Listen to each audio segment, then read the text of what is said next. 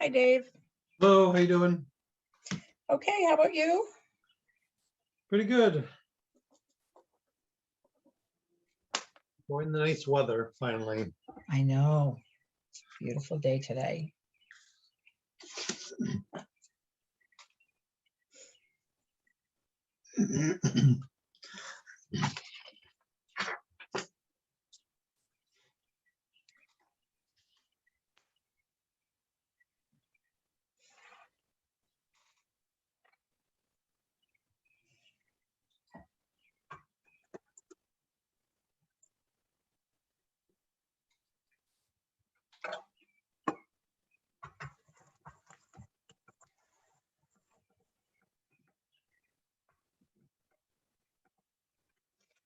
No, I take it on. I take it. Okay. We're Because I'm between the cold air and the fog, I won't be able to see Yeah. anything.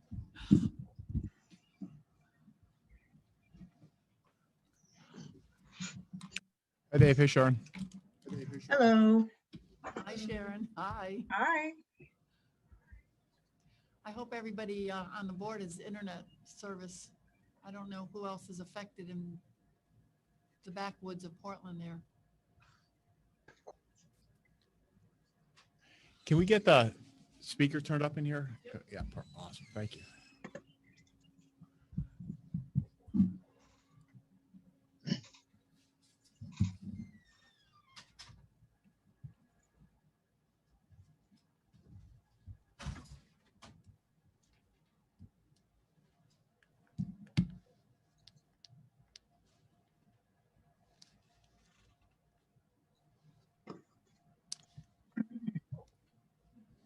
No, I think maybe I Oh could. no. Hey, Dylan. While we're waiting, will you do me a favor? Monkey around with this and see if you can get it working for me for executive session. You're a good tech guy. I just bought it and it was working in the office and now I can't turn it on. So I don't know what I'm doing. Is it working? Oh God, I've been my That's how I luck. felt all day. Had to go out and spend $100 on the thing just to, because I couldn't find cassette tapes. Oh, Oh, God. It's not the 1980s anymore. seriously.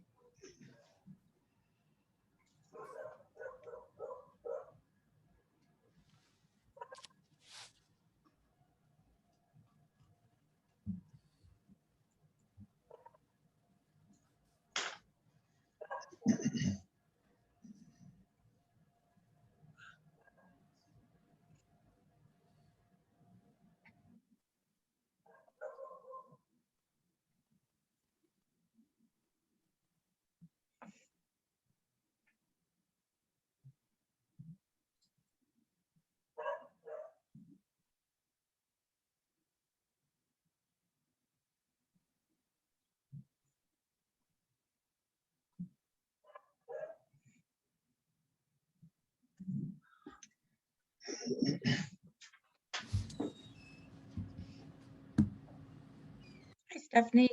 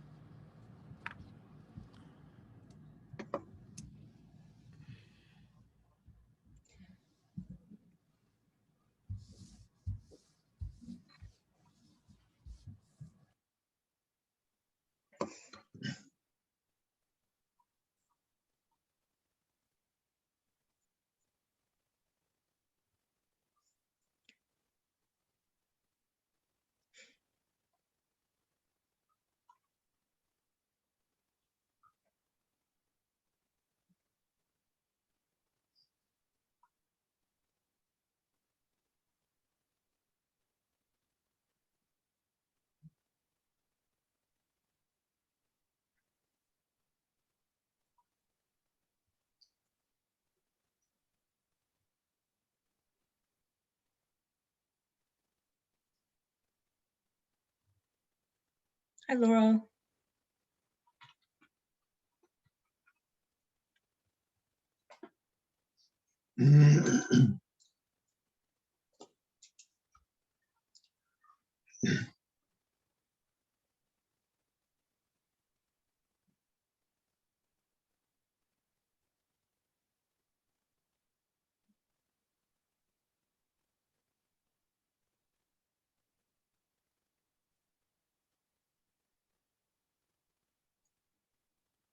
Hi, Tim.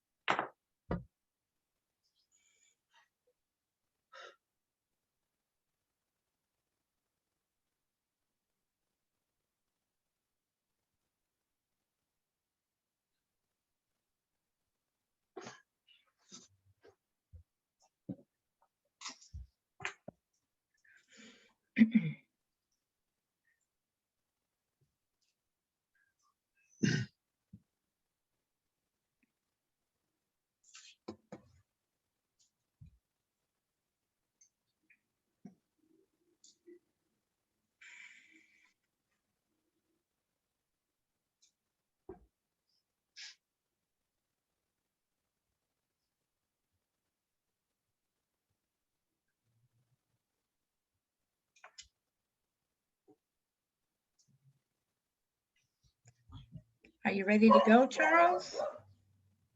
My dog is.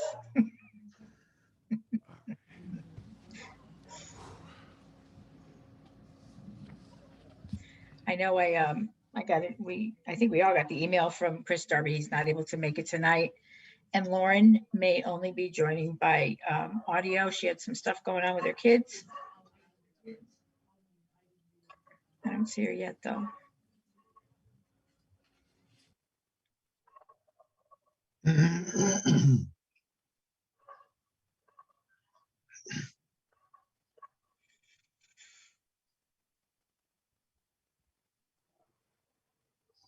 Oh, there she is. Hi, Lauren.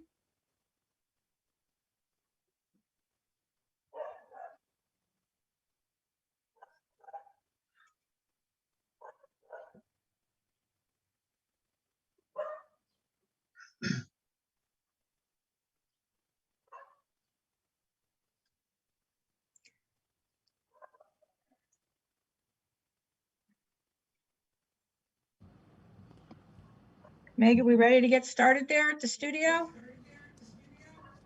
Yeah. We're ready, yep. Oh, okay. I can't see you, Charles. I can only see Meg. Oh, they're gonna switch back yeah. and forth. So, Okay, so I guess we'll call the meeting to order. Join me in the Pledge of Allegiance. Pledge allegiance to the flag of the United States of America and to the republic for which it stands, one nation, under God, indivisible, with liberty and justice for all. Okay, is there a motion to approve the agenda? Make a motion that we approve the agenda. I'll second it. Tim? All in favor? Aye. Okay, it's unanimous. Approval of the consent agenda, is there a motion? I'll make a motion to approve the consent agenda. Okay, Meg. I'll second that. Dave? Any further discussion? Yeah, can I make a quick comment about the minutes from last month? It looks as though Nancy has flip-flopped myself and Lauren Christensen at least twice. I don't know if that happened in other places as well. But certainly during the comments, during the board comments, I'm credited with Lauren's comment and Lauren's credited with my comment. Also, I'm aware that I made the motion for the Fund 11 transfer, not Lauren. I don't know if there are other instances of that, but I just wanted to bring that to Nancy's attention. Any other comments? All in favor? Aye. Aye. Okay. Audience of citizens.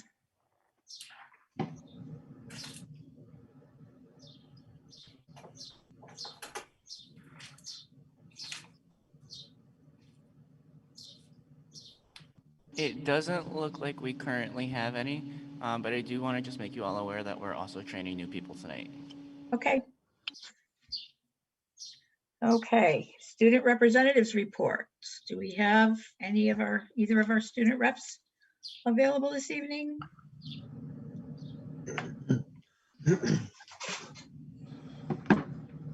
I'm not seeing them. I don't believe they're present yet. Okay. We can pass that, I guess, and hear from them later. Communication and updates, superintendent's report. Okay. Hello, everyone. It's nice to see you all. It's nice to have a guest with me tonight, too. I'm not as lonely as I usually am. So, Meg's here in the studio with me. If you only one of us is going to be on the screen at any time, but she can hear and can roast with me under these lights in here.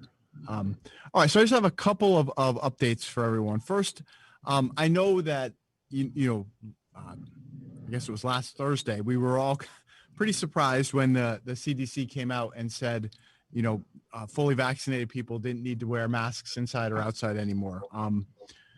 That sort of, I think, was a moment to celebrate, but, it was a little bit of a shock to all of us who, feel like making that kind of change would be like turning a cruise liner on a dime, right? So in follow-up to that, I have been in touch with certainly my colleagues in the state, and today I attended a DPH conference call.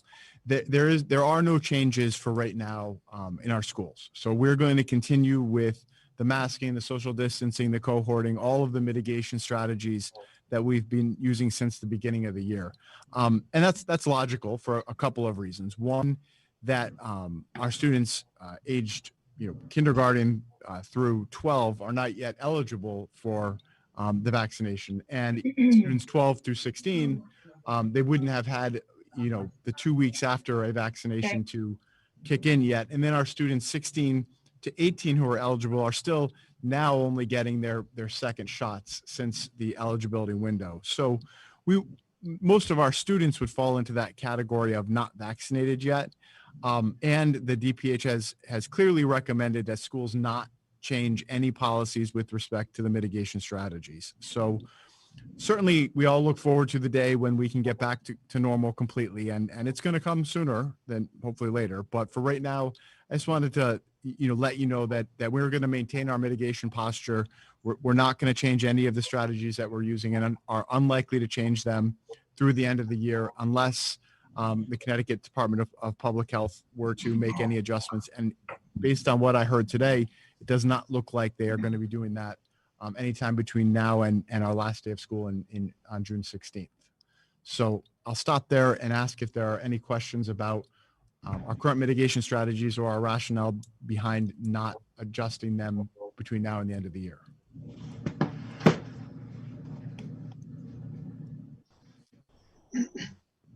Not a question. I'm glad to hear that, Charles. It seems to me that what we're doing is working, and I'm glad to hear that we're going to continue it and keep everybody in our school system safe between now and the end of the school year. Right. Yep. Absolutely. Any other comments on that? I would just say, it follows along the path that we've been on since the beginning and following the medical advice that we receive. Yep. Yeah, I think it makes perfect sense. Okay, so the second thing I just want to raise your awareness about and share that I have received several communications, not a lot, I would say 4 or 5 in the past couple of weeks or so, with some parents, in some cases raising objections to the recent legislation that was passed that no longer allows us to accept the religious exemption from vaccination. So if you're not aware of that, not many Portland families have taken advantage of it, but there is a form that parents can submit as part of their medical records that are collected by our as part of our paperwork for back to school information that does allow parents to exercise a religious exemption from vaccine requirements. So the law that passed said that we are not to take any of those forms if they're dated after April 28th, right? So what I've done now is I because the law happened very quickly, right? And April 28th is in the law, and that was the expectation. I have told our school nurses and secretaries and building administrators that we're going to collect those forms for now, but we're going to make sure they're dated appropriately, right? So We're going to take those forms. We're going to make sure they're stamped, date received. And it appears that if those forms were submitted before April 27th, they would be given one level of consideration. And if they're dated after April 28th, they're going to be given another level of consideration. So I did reach out to Rebecca on this because, while the law passes, as you know, it usually goes, state legislation is passed, that shows up in CABE policy recommendations and regulations. And that, of course, that goes through policy committee, comes to full board, and that those amendments are made based on the policy language that comports with state legislation. So I did explain that to parents that, we clearly follow the law, right? I mean, we can't pick and choose which laws we enforce or which laws we adhere to and align our policy with. And in fairness, some of our parents were upset to hear that. And, I said, that the next recourse is the ballot box or your state legislators, and I don't know that necessarily eased people's stress level about it. But at this point, we are going to be attending some shipment and Goodwin webinars. We're going to be getting policy guidance from CABE. It's in the works, but I just wanted to bring that to your attention because it is a raw issue with some of our families in town. You may be hearing about it or seeing it on social media or other communications, but it's in the works. So that's where we are with that, and certainly would see if anybody has any questions or comments or has heard anything and would like clarification about where we are in that process. Can I just jump in? I know that policy at CABE was working on this, and we were waiting to see whether or not the legislature would pass it. This has been a contentious issue, and I'm sure it will go through some changes as it goes through the courts because people will file lawsuits or whatever. So at this point, we need to enforce the law for what it is. There is still a medical exemption if your child has medical conditions which do not allow them to have a vaccination. The medical forms could be filed as appropriately, but the religious exemption has now been terminated. So I think we'll hear more about this, but this is what we're doing right now. Right.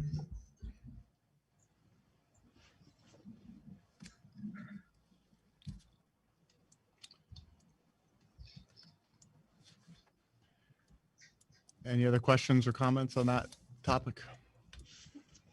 All right, so more to come on that, and certainly policy is going to have to, will receive, I'm sure, in the next update from CABE that recommended language and the regulations that follow from that.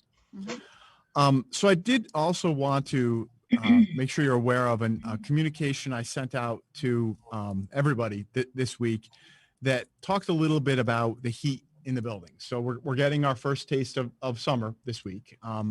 It certainly this week doesn't look like it's going to reach that oppressive level. But I did have a conversation with the person who I consider my weather expert, and I've sort of set a bar, sort of a place where I would consider dismissing students early if it gets too hot. And again, this is developed with input from a gentleman named John Baglioni, who is a meteorologist and has an expertise in this area.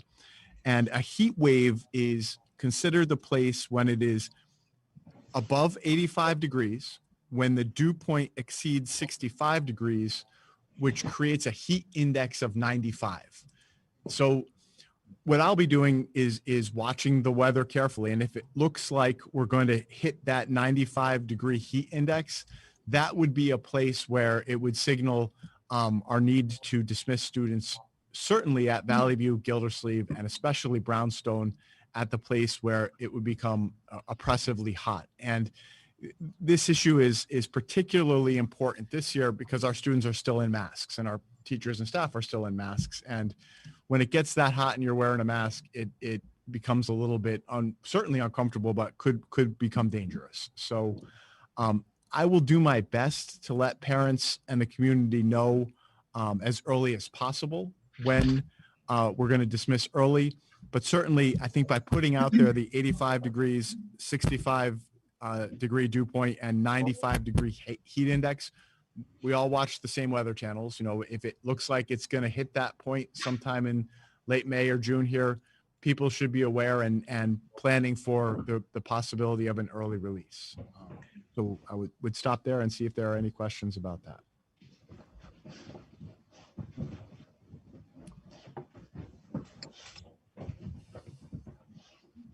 Keep people safe. Okay. All right. So my next topic then, I have some more good news here. Last week, Stephanie and I received on May 9th, last week, yeah, May 9th, and I put it in the board Google Drive folder, the allocations that we're receiving as part of the ARP ESSER fund. That's the American Rescue Plan funds. So the good news is we're getting more than we originally thought. Originally, we thought we were going to receive $939,000. We've actually been allocated $976,000. So if you see in your folder, I gave you that listing. It breaks down all of the town allocations, but you'll see Portland is receiving $814,226 as part of the entitlement. And then that 20% set aside for learning recovery, which for us is $162,000. So also in the folder, I gave you, it looks like it's got the blue cover on it. And this document was reviewed with Stephanie and with me at a recent Connecticut State Department of Education webinar. And it sort of outlines what we should be using the funds for. And the categories are really broad. I'll bring your attention to page 2 of that document, where the suggested or appropriate uses for these funds would be learning acceleration, academic renewal, and student enrichment, or family and communication connections, or social, emotional, and mental health of students and school staff, or strategic use of technology, staff development, and the digital divide, or, interestingly enough, building safe and healthy schools. So certainly, we are going to begin the process now of identifying appropriate uses for that $970,000. The way I'm going to go about it, and the way we're expected to do this as part of this process, is I've got to put together a committee. So I'm going to ask the board for a volunteer from the Board of Education. I've asked the teachers and have a teacher who is raised her hand and is going to serve on this committee. I'm going to ask Dawn Davis and Stephanie to be on this committee. Certainly I will be on it. And I'm going to look for a parent representative too. So what we'll do is we'll sit down as a committee and take a look at both the amount, the categories of the funding, and the time that we have to allocate the resources, which is a 3-year period. I think that's the best approach to do. That's what we're asked to do is gather this input. And then Stephanie and I are going to start working even as early as next week on the application that we have to submit, which is part of the process of articulating for the state how we're going to use the funds. So I'll stop there and see if there are any questions about any of the information related to the American Rescue Plan funds. I have a question, Charles. How soon does this committee get put together, and how soon does the committee begin the work? Really quick. Okay. So the turnaround time is by May 24th. We need to get going on this. So I'd love to, before I leave tonight, see if anybody is interested in raising your hand and joining the committee. And likely I'll get us together Monday next week so we can start the discussions. I'd be happy to volunteer to willing. be on the committee. I'm sure we'll have to meet during the day, and I'm available. Yeah, I would volunteer as well. If you Same. need it. Great. I'm also available during the day. Lots of volunteers. All right. Yeah. And you are going to hear tonight, I'm going to talk about, one, I think, immediate need that we have that would be an appropriate use for these funds. So even though the committee has not met yet, we're in the prime hiring season, and Dawn and I are going to talk to you tonight about our first bite at this apple and the need behind it and how we would be using these funds, certainly in the area of social and emotional learning. But I think that's for a later agenda item. Mhm. Then I have one more, and this is going to invite some discussion. So today I went down, and I know Dylan Bernard, our technician here, we went down and met with Dave Kosminski at the Buck. Oh my gosh, I'm drawing a Buck name on Foreman. the It's Buck Foreman. Buck, what is it? Buck Buck Foreman. Foreman. Thank you. Yes. The old town hall, the Buck Foreman complex. It was my first time visiting there, and there's a beautiful room that It is nice. is certainly large enough that Dave has built a area for the town council, board of select people to meet, and it's just like we have here. It's got TVs set up and can serve a sort of hybrid format. So you could have people meeting in person, meeting on some nice large screen televisions that are there, and it would create a hybrid environment, and of course invite us to continue using Zoom for people presenting to us, administrators, board members, and of course, student reports, and it looks really nice. So I would like us to have a discussion about whether at our next board meeting in June, we meet in person, my recommendation would be we do this as a hybrid so that if you all are comfortable, let's meet there in person or meet hybrid. You could continue to join by Zoom and let's, try out this hybrid at our next board meeting, either by those of you who want to come in person, great. And if you're all in person, wonderful. We'll still have, people click on the website and join us through Zoom, or, if I think at this point, since we haven't met as a policy committee to look at bylaws, we could still have you, for those of you who may not be vaccinated or comfortable attending in person, attend via Zoom, which would be an interesting sort of step back to in-person meetings. How many people does that room hold right now, other than the Board of Selectmen? It would fit all of us. It's got It would fit Is the that the whole board, upstairs But in a room? hybrid, correct. right, No, but in a it's huge. hybrid mode, Yeah. you would have to have a certain number of the public, and you would also have to have the members of the press. And so that, I don't know if that parameter has changed, if we can have members of the public also attend in person. Is there room for that? There's plenty of room for that. Yeah, Okay. based on my quick look at it today, there's Dave. It's really nice. He has it I set bet up it is, nicely. It's yeah. got the table set up, and it was set up for the Board of Selectmen, and they all had their names and nice, comfortable chairs, which is always important. Yeah. And then sort of in a gallery, you could easily fit 20, 25 people in that room. And the only other question I have is, would we have to change our meeting dates to accommodate use of that room because the Board of Selectmen are meeting there, or other councils are meeting there, other boards? Yeah, likely. I would need to communicate with All right, Susan. sounds good. Sounds good. So the question I have is in reference to the emergency declarations that the governor made, which is my understanding of why at this point we're able to have remote meetings. That ends today, correct? So after that, Charles, what authority is there for us to have any type of even a hybrid meeting as opposed to everybody in person meeting? So what's interesting about that question is I think that will become a function of Board of Education bylaws. So, it would have, Meg, correct me if I'm wrong, it would need No, to. it is. We already have a policy to do this. And of course, the executive order, allows us to, but this is going to become a very permanent part of the bylaws, because everybody loves having a Zoom meeting and having the public attend. We've gotten more attendance from board meetings and the public than we ever had before.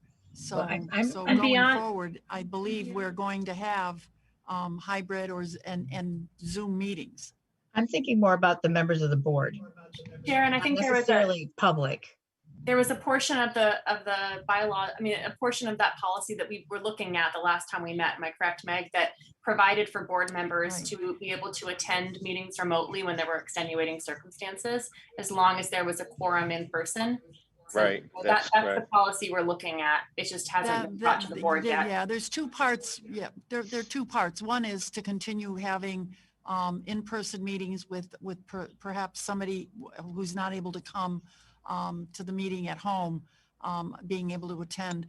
But I think and I broke it down with Charles, and I talked about this because there's really two parts. One is, can we have in-person meetings? Can we have the public in the same room with us?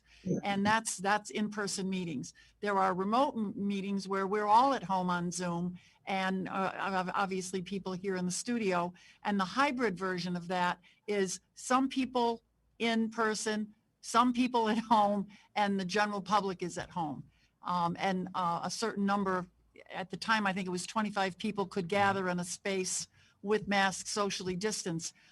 Those orders have all gone away. So I think we need some clarification, but I certainly think we could try an in-person meeting in the Buck Foreman room, and to try it out and to see, and we could Zoom people in from outside so So- that there would be that interaction. Like The we had. policy that you're talking about has not yet been adopted by the board though, correct? That's correct. It Right. What hasn't. does our current hasn't. policies say? And we were about wrangling with this? it because there's still some unknowns. What does our current policy say? The Do we current have one? policy under the executive order says that we can have Okay, Zoom meetings. So, and when the executive order is no more, we're Which is required to meet in tomorrow. person to have a legal meeting, no? We could. We until- can have an in-person meeting Unless and starting. until we after change tomorrow. our bylaws or the policies, right? That would seem to be the case, yes.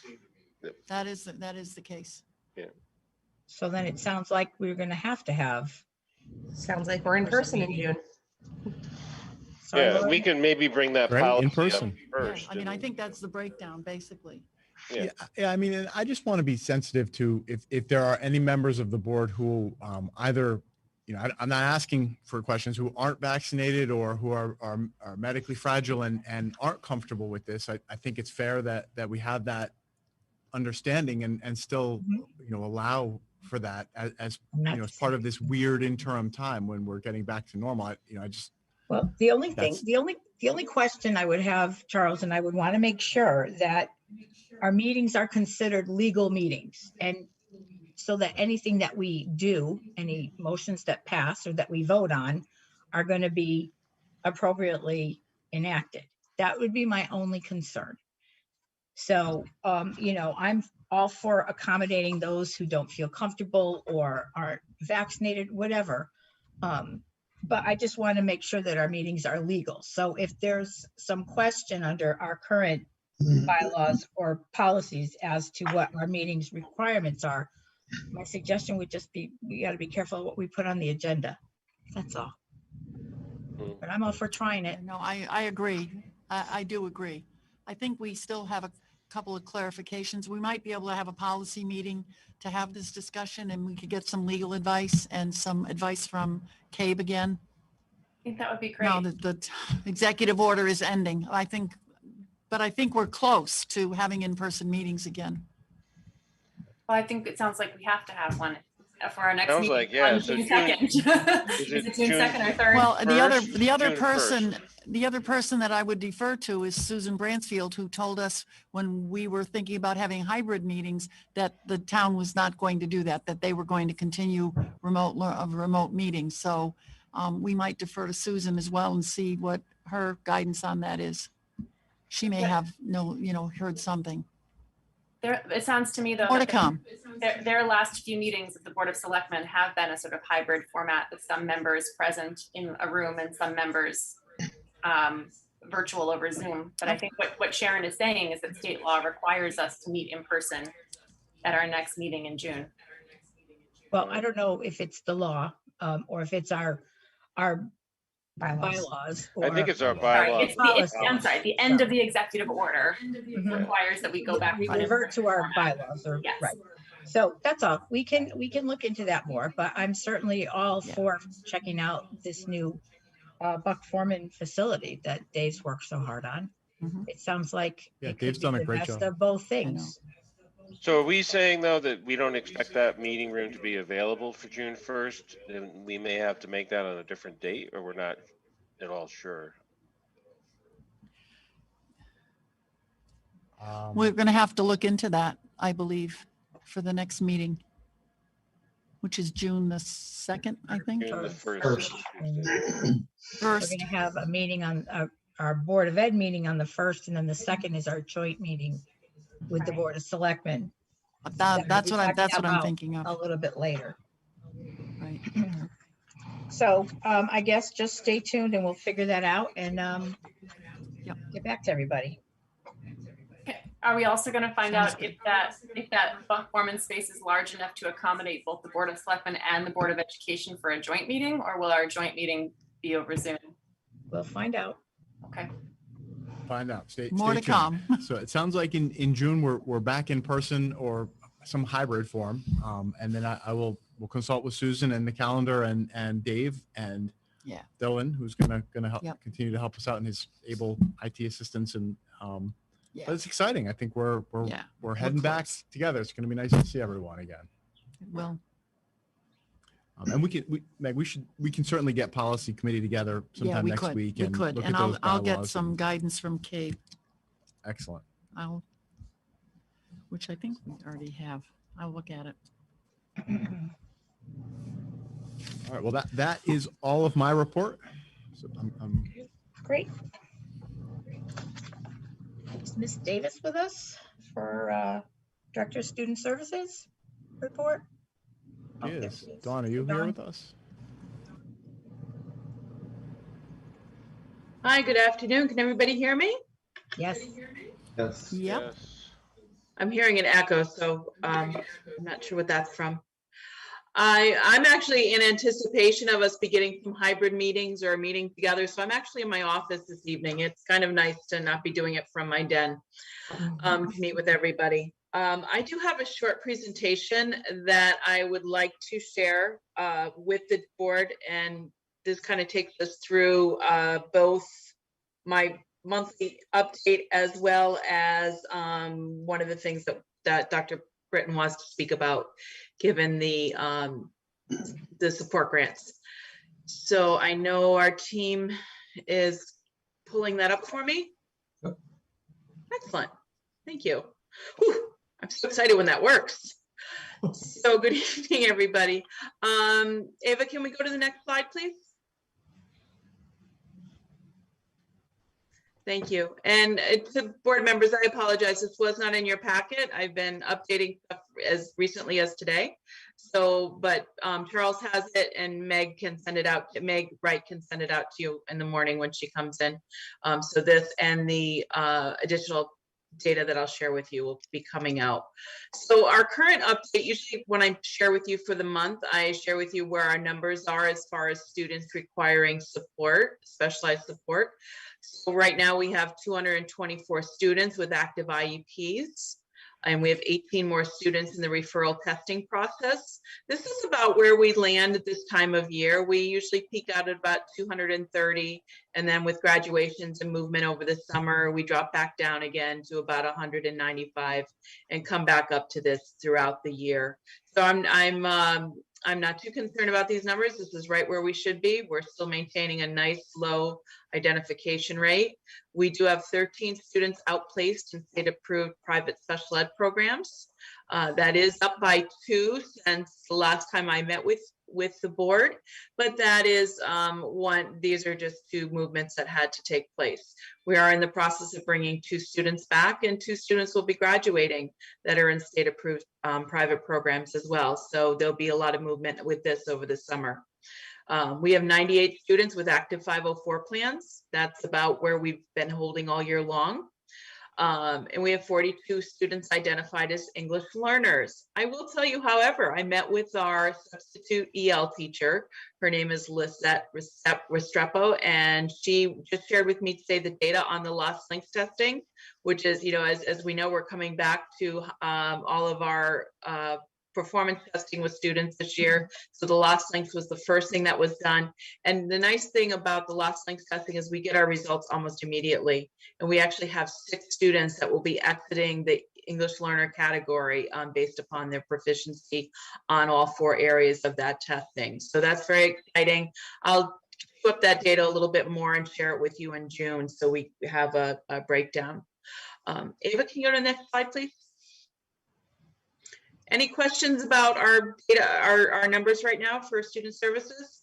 I just keep you apprised of that as we go along each month, just to let you know where we are. Any questions? No, but thank you. Good, great.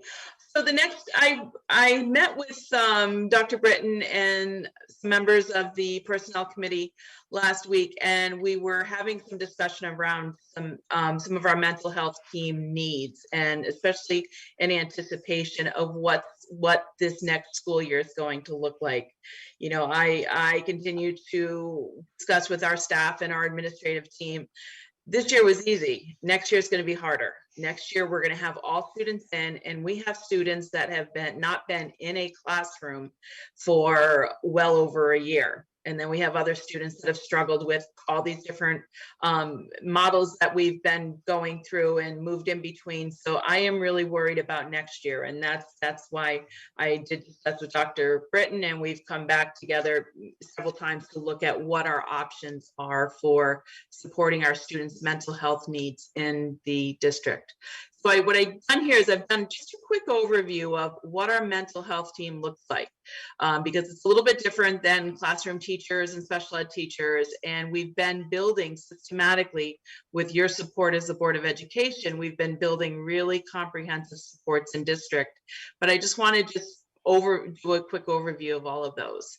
So the following professionals make up our mental health team. We have school social workers, we have school psychologists, we have our own board certified behavioral analyst. We've spoken about her quite fondly this year. She's a new member, a new addition to our staff. We have school counselors. And for those of you that are old like me, went to school a few years back, we used to call them guidance counselors, but school counselors are our guidance office professionals at the secondary level. And then we have community partners and contractors. And I'm going to talk a little bit about Wheeler Clinic in a minute. And I'm also going to talk at the end of this presentation for a few moments about Connecticut Health Center and the school-based mental health services they provide. Ava, can you go to the next one, please? Excellent. So I've put names out here because these are great people that have been working tirelessly since last March to support our mental health needs. So I like to give shout outs where shout outs are due. So our school social workers, and I'm using the word social workers, clinicians interchangeably. These 4 staff members happen to be certified school social workers, but there is also a certification for school psychologists, and both people could serve in these types of roles. We have 4 very talented and energetic social workers in our buildings. Meg Bailey's at Valley View, Sam Starr's at Gildersleeve, Cheryl McDonough's at Brownstone School, and Kate Bohannon is at Portland Middle and High School. And I'm just giving a quick presentation of what they provide for services. So they provide things. They do tier 1, 2, and 3 interventions for social emotional needs of all our students. That includes special ed services as mandated by a child's IEP. A lot of our students that have social emotional needs that affect their ability to learn and require individualized instruction have goals and objectives in their IEP that focus on these social emotional needs. They are also been tasked with providing social emotional learning for the entire school that they serve. Meg Bailey, I've been able to see her many times this year teaching first grade classes and kindergarten classes about how to be a good friend and how to be, what empathy means and all of those things that we as a district and the state have determined is really an important part of our students' experiences. And it does play out in when we talk about our vision of the graduate. So this is all highly interconnected. They also serve as an integral part of their school's crisis management team, and they work to support the school climate. At the elementary level, so that's Valley View, Gildersleeve, and Brownstone, they also serve as a case coordinator for all 504 plans. So remember I said 98 students have 504 plans. They are spread throughout the 5 schools, and the case coordinators for those are the social workers. Can we go to the next slide, please? Our school guidance counselors, our school counselors, they're not called guidance counselors anymore. Like I said, that's for some of us older people. At the middle school, we have Jamie DeRose, who is the school counselor for the middle school. Michelle Ianello and Karen Risley are the school counselors for the high school. And Michelle and Karen split the entire high school alphabetically. Michelle does the beginning of the alphabet, I think up to M, and Karen does the remainder of the alphabet. And that's how they break up their students. The 3 counselors partner together to provide a developmental guidance program for all students, grades 7 through 12. They start at right now they're starting to build the schedules for next year for their buildings. And once they've built the building schedule, they work to do individual class schedules. That includes things like specialized classes, unified arts, all of that. They monitor progress and advise all students on their progress towards their graduation requirements. So they are the keepers of the transcript and work with students on a regular basis. They work with students and families to choose classes that are in alignment with students' goals for college and career readiness. They also are the go-to for kids when they need help or they need guidance, they need support around educational matters. And sometimes I see them even delving into the social emotional realm that Kate Bohannon is the queen of at the secondary level. They work nicely together as a team. But they primarily are doing academic related counseling and things to help kids mitigate the issues that get in their way or come up as students. They also serve as case coordinators for all 504 plans in their respective schools. So Jamie oversees the middle school 504 plans, and Michelle and Karen oversee the 504 plans for the high school. And that's probably where the lion's share, I will say probably about 2/3 of our 504 plans are at the secondary level. Okay, any questions? I'm kind of powering through this information, and like I said, I will send this out to you in the morning as well. Any questions from anybody? All right, next slide, please. We have our 2 special programs that are working around therapeutic needs of students. We developed the Wheeler Clinic Collaborative Learning Program. This is the end of our 3rd year. And we have Joel Miners and Maria Barber are the clinicians that are employed by Wheeler Clinic. Together they make a 1.0. So we don't have 2 full-time clinicians. Joel works 3 days a week. Maria works the other 2. And Joel has duties in another school district on the days he's not here.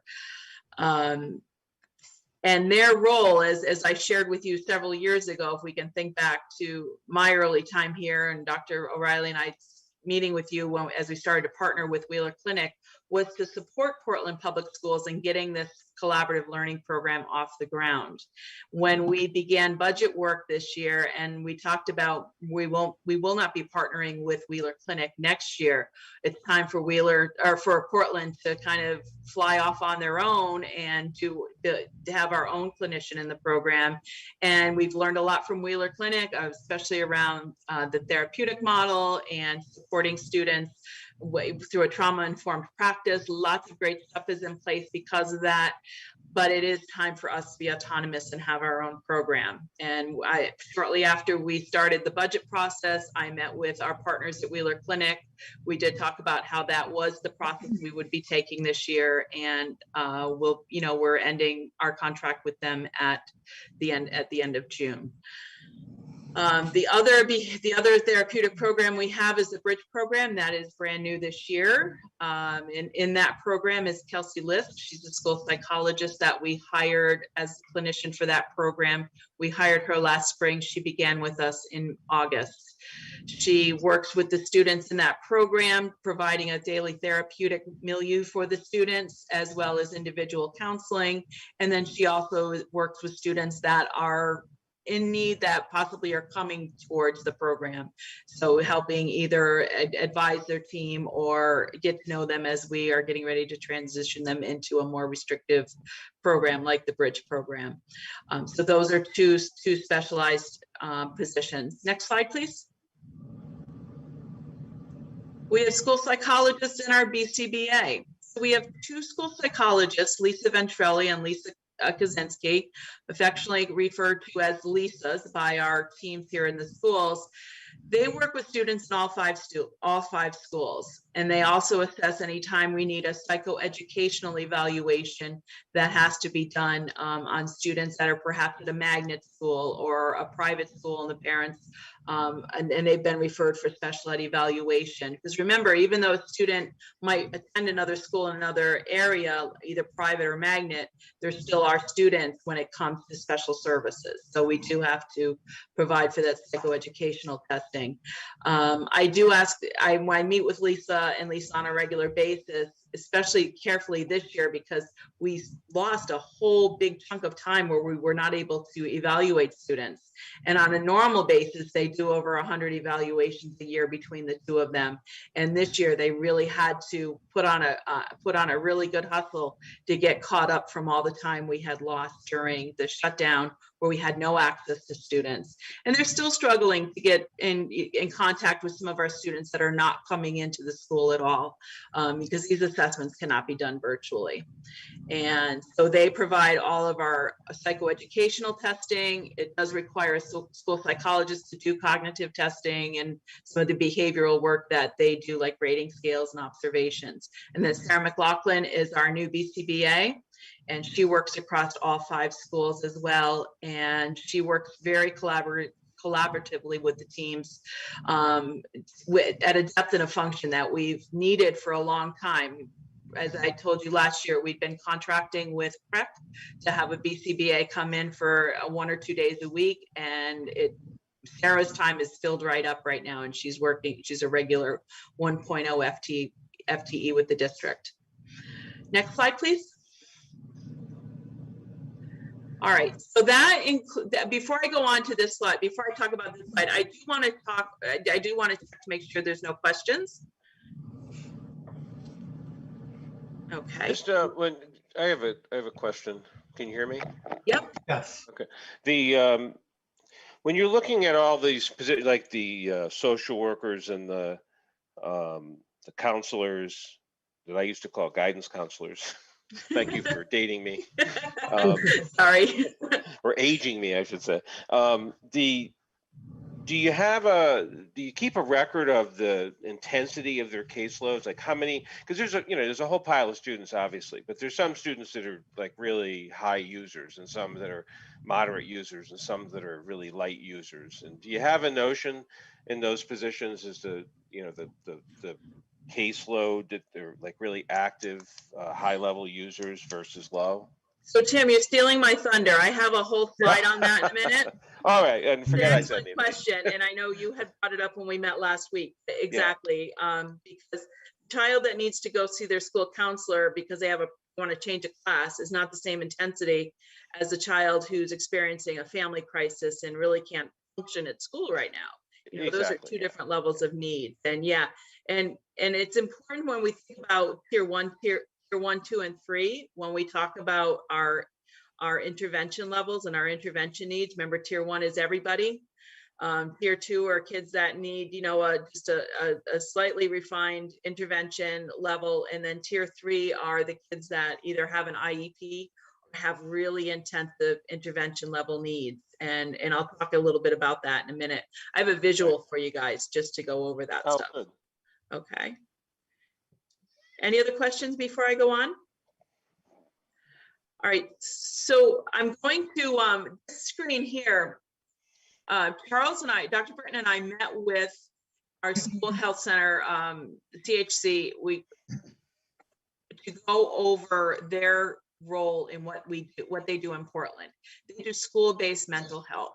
So we have clinicians that are based at all 5 schools, and they work for CHC. And what they do is they service children for social emotional needs counseling just as if the parents were taking them across the bridge and going over to Middletown and receiving services at a family clinic. So in order to get those, maybe we're working on, there's some family upheaval and mom and dad are going through a divorce, or a family member has just gotten sick and passed away, and that child needs intensive therapy. Instead of a parent having to come pick them up, perhaps even take them away from school for an hour or two, to take them over the bridge to go to Middletown or to a clinician somewhere else in the state, their child is able to access that counselor right in school.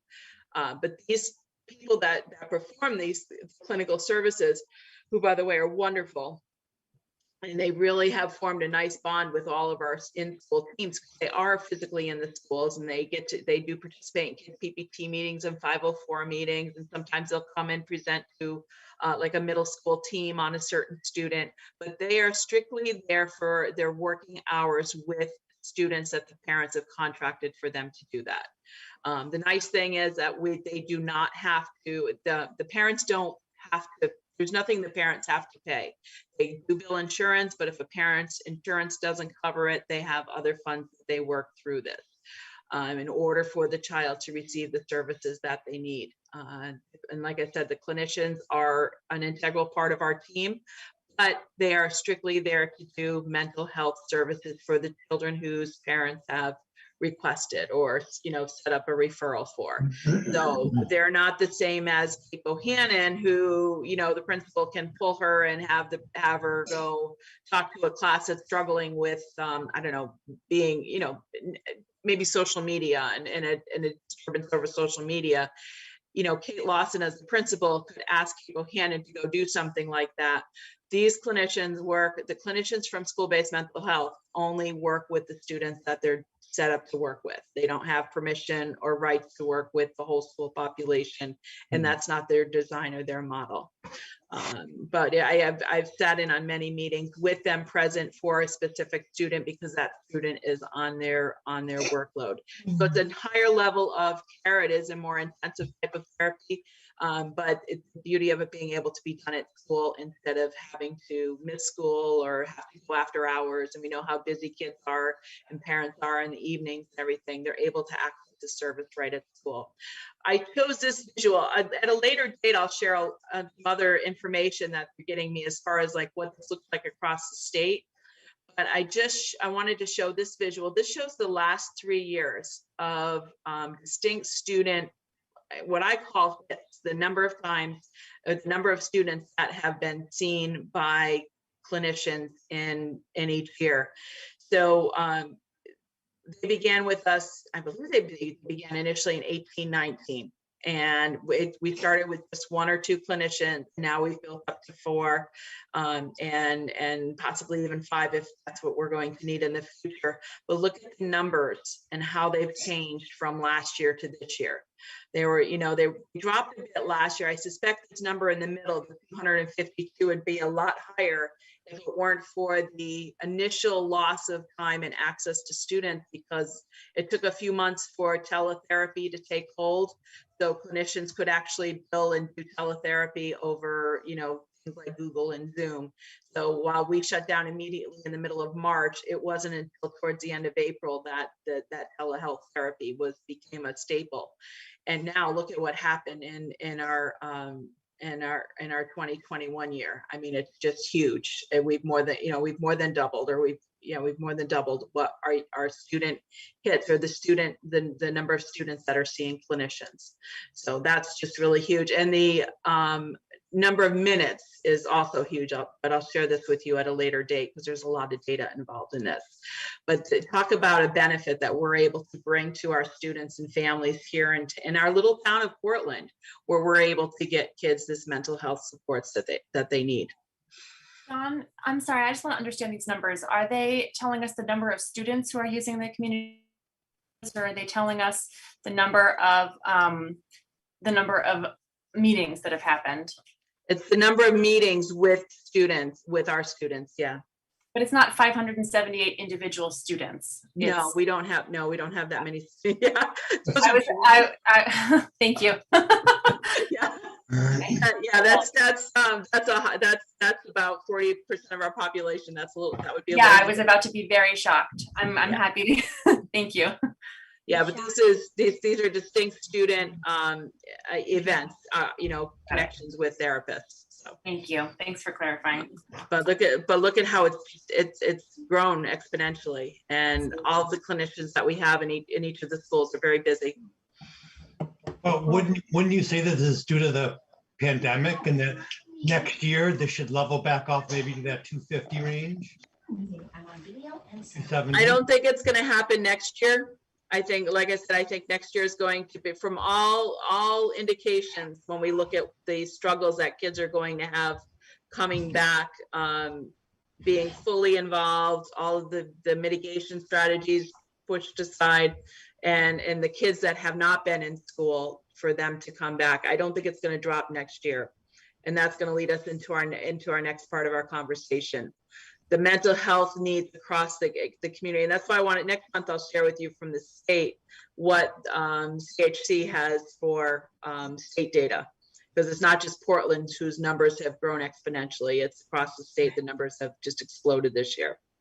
Our goal is, if we treat this right and we have the supports in place that students and families need, that we'll be able to push back and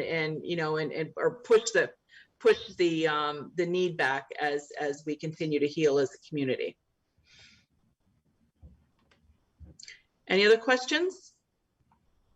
I'm sure this is leading into the next discussion, but I totally get what you're saying. So I think this is going to be a 1 to 2 year, and isn't that, again, maybe I'm getting ahead of myself, isn't it what the money we're getting from the federal government is for a 1 to 2 year temporary, add some help, and we just solve this problem, or we help solve this problem, not solve it. But Dave, you're like Tim, you keep stealing my thunder here. I mean, but that's exactly it. Need is huge right now. It shouldn't, if we treat this right, this need should not be the new norm forever. It should be something that we do some intensive supports for a year or two, and then we are able to get back to whatever our new normal is as schools. Exactly. Ava, can you switch to that other visual that I sent you guys?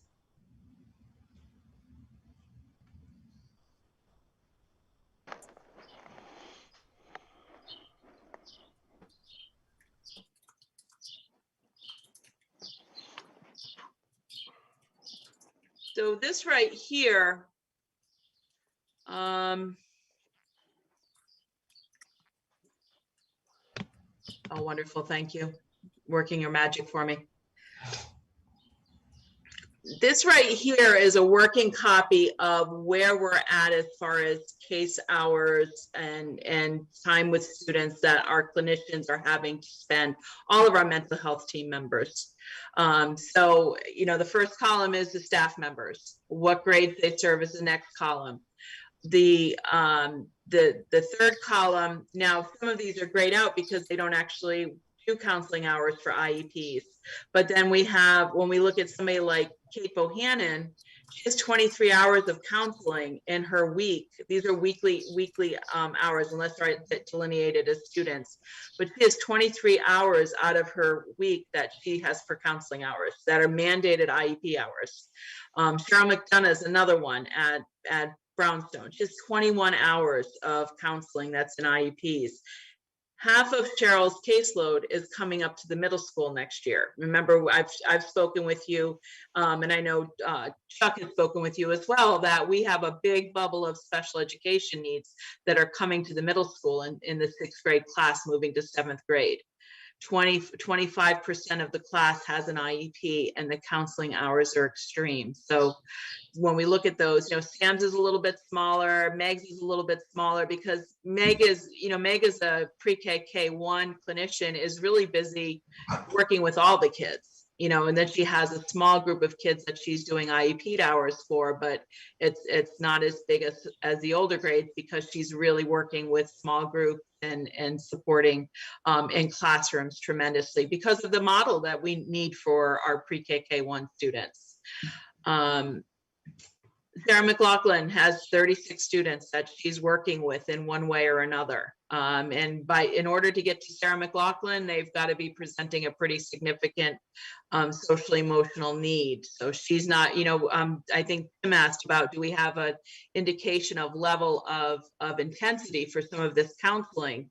So if you can imagine a ninth grader going to see Michelle Ianello because they don't like their class and they're maybe struggling with the teacher, that's a much different intensity than somebody that Sarah McLaughlin is seeing who has a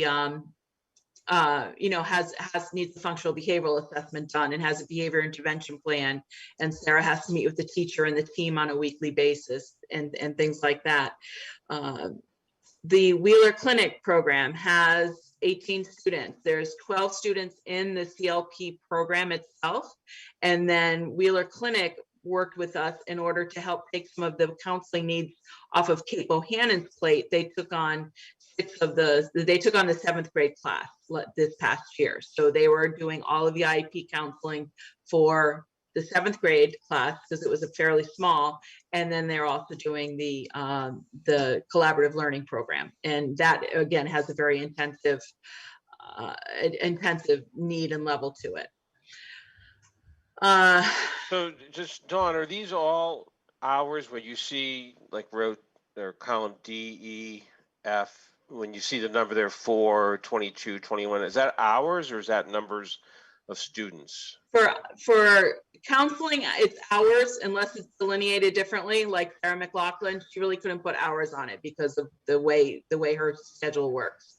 But sure. For Cheryl McDonough, she has 21 counseling hours a week, plus for IEP students, she has 3 for counseling on a 504 plan, and then she has 2 that she does as needed check-ins. Okay, so the 504 counseling in that case, that's not like 3 hours, that's 3 students that she sees intermittently or as needed. Is that right? No, I believe those are hours. So those are hours as well. Yep. Okay.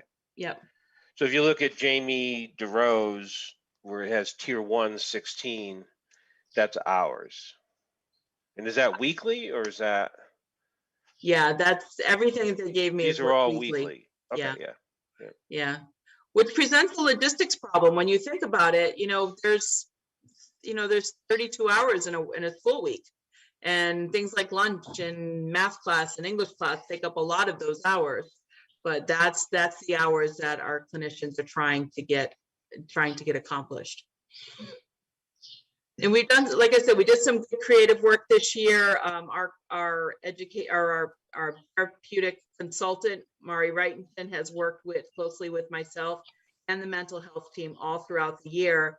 And she's done some nice work with some case assignments and how to kind of did like an overall look at our school district. It was really helpful to have that information. And like I said, I'll send this document. Meg can send out to you in the morning as well. And some of it's very clean and very, Kate Bohannon can go through her IEPs and come up with 23 hours. Some of it's messier. Cheryl's is a little bit messier, and Sam Starr also. And the other thing I want to point out about Sam Starr and Meg Bailey, especially, and Cheryl McDonough a little bit, is that they have regular teaching assignments throughout their week as well. Meg, I believe, teaches 12 half-hour lessons a week to all of the, the first grade and the kindergarten students. And the principal is able to use that time as time for release time for the teachers in order to work in things like their prep time and lunchtime and like that as well. So these teaching assignments are an integral part of the day. We really had to do some creative work because think about it, we've lost a lot of our other, some of our specials and things like that because of mobility. But pushing in like I said, Meg and Sam both teach, children have as part of their schedule an SEL lesson. Okay. Yeah, that's important to know. Thank you. All right, so that's the end of the data that I wanted to share with you and some of the information. And kind of, I really wanted you to see the messiness of this as well, because it's not clear cut. It's not as clear cut as a you know, a math teacher, it teaches 5 preps every week, and that's their assignment. The assignments for our mental health team vary. And we also have to keep in mind the fact that they are always doing the crisis intervention, jumping in and helping out when there's a situation that needs that immediate support.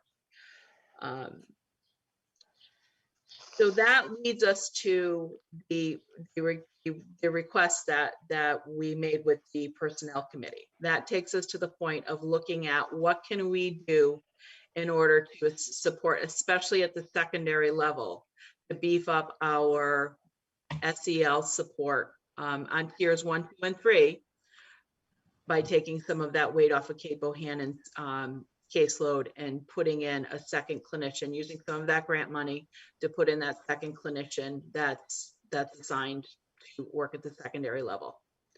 Let me share a couple of changes for next year, just to help you understand what things look like too. Once again, I spoke earlier about the Wheeler Clinic. Their contract is ending at the end of the year. And we did post internally first to see if anybody wanted to move into that position. Meg Bailey is very excited. She is leaving Valley View School and she's going up to work in the Wheeler Clinic. So she'll be working with those students that are in that specialized program. In the meantime, we then posted for Meg's position, and Jessica and I and a great team of volunteers, teachers, and parents interviewed 6 candidates last week, and this week we're having them come in and do sample lessons to be they're working to be the next clinician at the Valley View School to support our K-1-2 and take Meg's position. Once again, we're anticipating some significant needs as we continue to recover from the COVID shutdown and the restrictions put on school and the virtual learning. And that is really the reason that we want to make sure that we go this next couple of years to make sure we've got that support in place for our students, for all learners, for the social emotional needs. Any questions? Yeah, I got a question. Maybe it's just me being confused here a little bit about the Wheeler. So, because we knew it was ending, so we really didn't have any change. We just moved people around, right? So, you know, we didn't have to budget for anything or make any changes to the budget because we were just going to do some shifting of people. No, and what happened, yeah, and that was part of Dr. Britton's discussion over the budget in the winter time, is that our contract with Wheeler is $107,000 a year, and they were great. They did not increase it through over the 3 years. It was a set line for those 3 years. And we know that basically, instead of it being a contract service, now it will be, it's a staffing line item, just like any of our teachers and our other clinicians. So yeah, there's not an extra cost.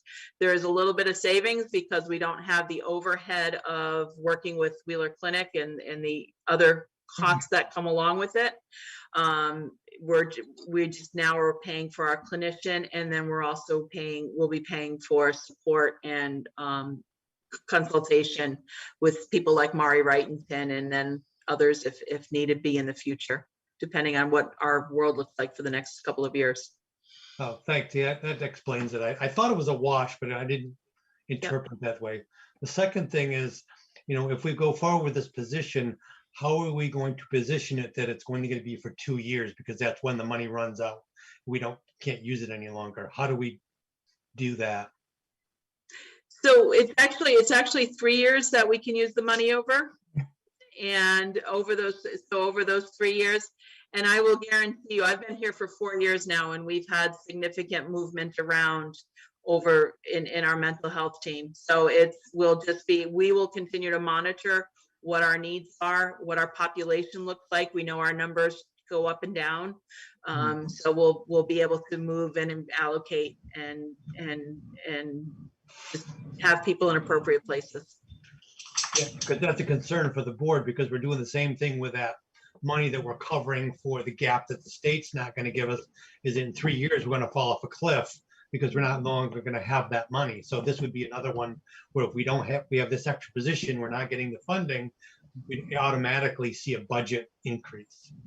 So yeah, these are things that we got to watch out for, that all this doesn't snowball in 3 years, we're like, oh, wow, what happened? We need to come up with an extra, $500,000 that we didn't, we were getting paid for the government. So just throwing that out there, that I'm sure Charles is aware of that, but And that's going to, well, like I said, I just want to go back to historically, we have had movement in the mental health team every year since I've been, in my 4 years here, and there will continue to be movement, and we would just treat that strategically. I don't anticipate that we're going to need this level after 3 years. I'm hoping after 2 years, we're not going to need it, but the idea is to plan for it and then continue to monitor, look at what happens. If we have retirements for people that move on, we would work accordingly that way.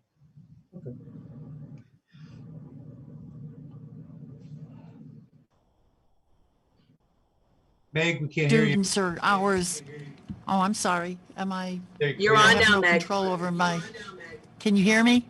Yeah, they got you. Good. So the question I have is, the clinicians and guidance counselors, whoever, social workers, the numbers of students or the numbers of hours that they've worked, are these students all coming into school or attending through PVLA? How many kids are, how many kids have fallen off? How many students have fallen off the cliff and are not in any program for counseling or help or any of that? Do we have a number? You said the numbers haven't changed at the very beginning of the presentation, but are all those kids in school and attending through PVLA or through in-person learning at this point, or remote learning? We have to be careful what we say. You may about not it. have that data, so I don't mean to put you on the spot here. Yeah, no, I can speak anecdotally, Meg. What we have to be careful of is there's a difference between participating through PVLA marginally, being an active participant in PVLA, and then being in school physically in person. We do have a handful of kids that we're working very hard with, because they'll log in once a week to a PVLA class, but that's the extent of their participation. They're not turning in work, they're not participating in counseling, they are really not being reachable. It's not a large number, but it's enough that we know it's going, and it's primarily at the secondary level. So it's going to keep somebody pretty busy, re-engaging and working with those students, whether it's school avoidance, fear of the, of getting sick, or just overall fear. Sometimes when something makes you anxious and you stay away from it and you avoid it for a long time, it's really hard to get back on that horse again. So we are going to need to make sure we program for those kids. But it's not a huge amount. I'd say it's less than 20. That's my anecdotal ballpark. But those are pretty significant. And the other thing is, and it is significant because those 20 kids will take a lot of time to get them, to convince them to come back, I would think, or find alternate programs for them through GED programs or whatever, if they're high school kids. The other question I have, and we don't talk about this enough, the mental health of teachers. Are we doing anything? Is there anything available for teachers in terms of, counseling, private counseling certainly, but, during the school year or during the school day, do we have people available that they can go to kind of talk to as well? Because I worry about the teachers in this process. They've really been on the front line. Must be an EAP program, right?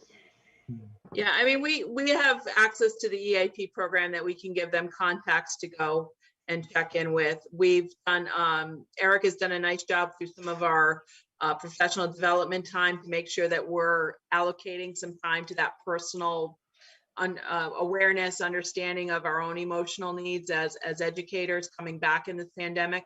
But it's really interesting that you bring that up, because when Dr. Britton and I met with the folks from CHC, one of the things that we brought up was that concept, and they're looking into ways to connect us, because we don't want the clinicians that are working with our kids are not the same clinicians that a teacher would go see. But we want to make sure that if somebody's at that level, that they need that level of support, especially if there's somebody that's been out this past year and working virtually because of a concern, and now they're going to come back as well. So we're looking at ways that we can support them. overall. But that was something when we met with the Not- CHCD. and they're I gonna- knew I could count on you. Thank you. Thank you. I hate to say we're working on it, but I know. everything is, we Yeah, are no, working on it. Yeah. Thank you. We really did pay the electric bill here. I just don't want to walk away from the screen to turn the light on, so. Anything else on this topic? No. I just have a couple other just updates for you, and then I've really monopolized this meeting, so I want to get you guys back on target. Just a quick ESY update. We are holding extended school year this summer. Right now, we have about 75 kids that are eligible for ESY. Remember, that is different than the programs that our principals and Eric have been spearheading, but we will run in conjunction with them. But those are working, these are for kids that we're worried about regression, or that we know that the learning loss is significant, that they're going to regress further over the summer. So we're offering 75 students through the PPT process, and we'll see how many are going to participate. And we have a lot of staff that are excited to be working with them. So that will be happening. Like Dr. Britton said, we're getting new guidance from the state on an ongoing basis. I don't know what the mitigation strategies will be like for the summer, but we'll be in 2 sites. We'll either be at Gildersleeve for our pre-K through grade 4, and then 5 through 12 will be at the secondary complex. So we're very excited about that. And that's all I have for tonight. Thank you, Dawn. Any other questions? Thank you very much. You're welcome.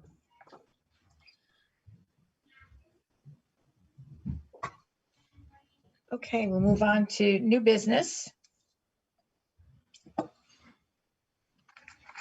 First is the leave of absence request. Charles, did you want to say anything? Right, yeah, so we nope, just to mention, it is a leave of absence request from our English as a second language, or ESL teacher. Charlene Callahan recently had a child, healthy baby, and mom, we're wishing well. She's requested the year off. We currently have a long-term sub in the position. She's doing a great job. We're really pleased with her, and she has committed to stay on next year too. So I'm happy to be able to present to you and support Charlene's request for a year-long leave of absence to raise her new child. That we would need a motion and approval Yep. on. I'll make that motion. A motion to recommend to the full board to approve a leave of absence request from Charlene Callahan for the 2021-2022 school year for child rearing. Is there a second? Second. Lauren? Okay, any further discussion? All in favor? Aye. Hi. Thank you. And staffing needs for the 21-22 school year.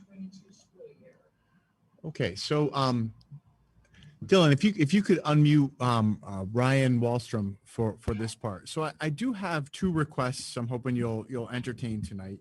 The first request is that we add really not cut the K through 4 teaching position. So as you know, during the budget development process, to get us to a reasonable % increase, we did put in 2 placeholder cuts. One was a teacher from the secondary school, and one was the K4 teaching position. So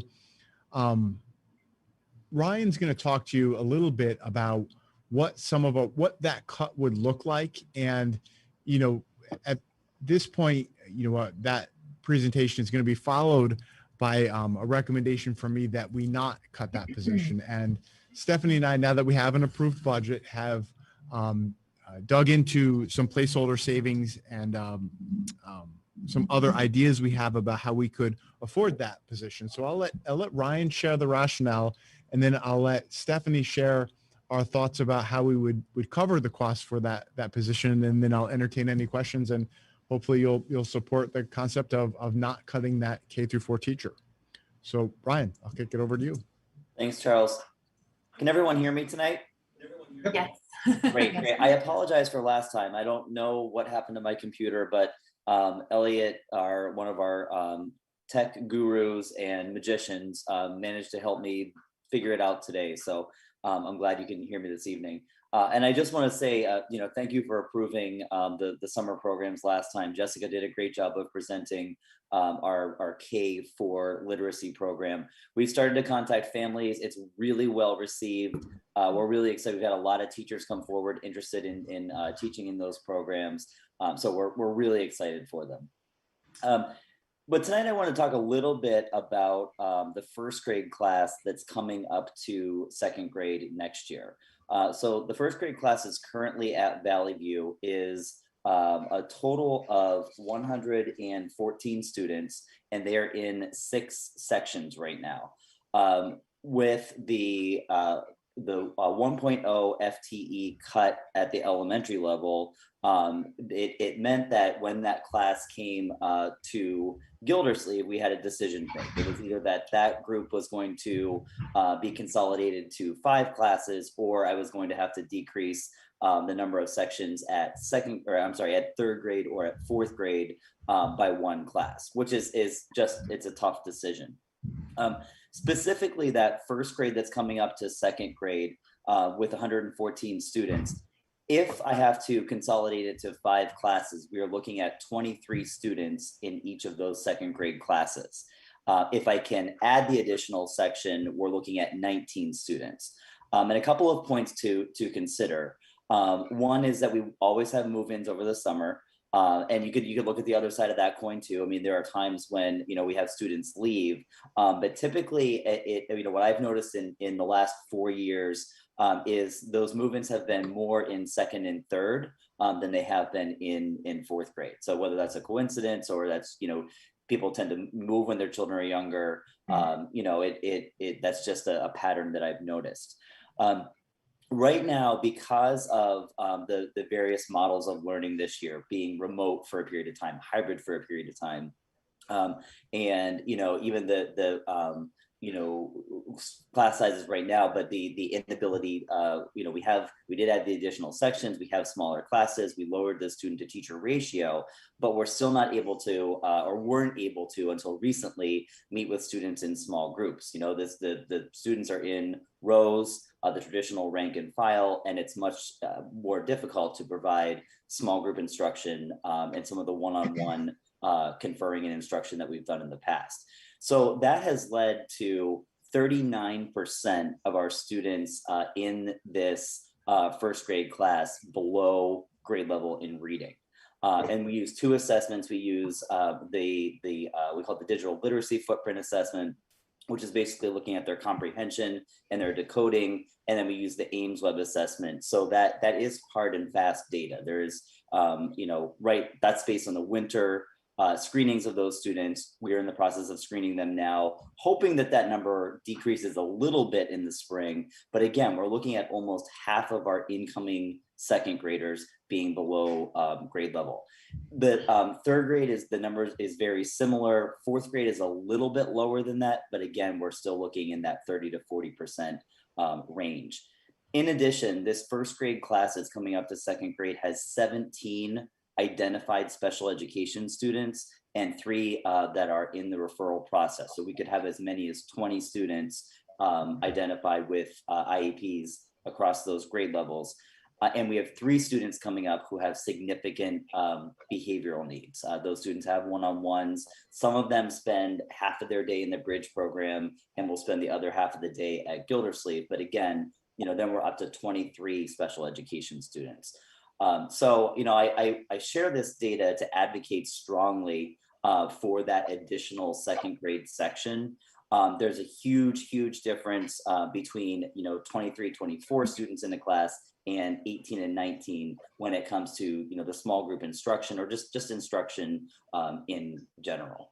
So any questions or reactions to that data or what Charles and I are advocating for here? Right. It doesn't surprise me that we have these strong needs, thinking that these are the kids that were in kindergarten during the COVID shutdown last year. Yes, So, yeah, they were in first grade last year. They're not currently. Oh, I'm sorry. They were, yes, they started in kindergarten. You're right, Lauren, and then they moved up to first grade. I mean, they're little kids, and we all know small class sizes is what our district needs. Yeah, and Dave, I'll answer your question in just a minute. I forgot to add in this piece of information. I shared this with the board earlier in the year, but in December, when we were looking to transition from remote learning to being back fully in person in January, in order to decrease the student teacher ratio and to ultimately decrease the class size, I pulled my reading specialist, my math specialist, and my library media specialist from their roles, and I put them in classrooms at the second, third, and fourth grade level. So since January, I have not, these students who have needed intervention have not really received it. I mean, their classroom teachers are doing the best they can. We have a substitute in for the library media specialist who has a little bit of time in the afternoon, but it's nowhere near, I mean, those are specialists. They have specialized training in teaching math and teaching reading, and we haven't had that. Good, Dave, you were gonna ask a question. I actually had 4 different things here. Yeah. Couple things. First of all, is I know all the students are behind, so that's the purpose of the summer school. What do you think a lot of that's going to help get them caught up in the summer school programs? That's my hope, but a couple pieces to that. One is that that's only a literacy program. It's not a math program. We felt that there were so many students that were so far behind in literacy. I think it will help close the gap, although I don't know that there's still going to be plenty of work to do in that arena in the fall. Okay. And the next question, probably just 2 of them, is that I don't have the sheet in front of me. I was looking for it. Is the class before this, is it coming in just as strong, or the reason why you label this a K through 4 position, you feel this position will pivot every year as that larger class moves along? I think that's a distinct possibility. I don't as of right now, and correct me if I'm wrong, Charles, the first grade class next year, so the incoming kindergarten will be 5 classes. There'll be 5 sections, and they'll be around that 18 to 20 mark. So yes, I mean, Dave, this has the potential to be one of those bubble classes that moves up through. That was my concern, is, I said that on the earlier conversation, is that once we put a position in there, and then the next class comes through and it's only 98 students. Now all of a sudden we're stuck with an extra teacher, not stuck, but Right. we haven't budgeted for that. And I guess my last question, and maybe Charles can comment, is what were we thinking? Again, maybe I wasn't paying attention, that 3 weeks ago is when we finalized budget. Now 3 weeks later, actually a week after it was approved, now our thinking has totally changed. What has changed in 3 weeks that we have to change our whole position? Can I just make one comment first? And correct me if I'm wrong, Charles, but my understanding is the rationale in the budget was that we would eliminate this position. It's not adding an additional, it's not eliminating one that already exists. Is that correct? Sharon, ask that question one more Sharon, time. can you clarify that?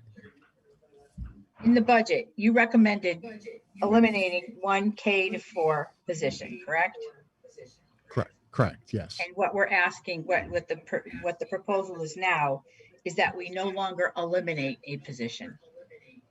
So we're not really adding an additional position. We're just not eliminating. It's not adding, right?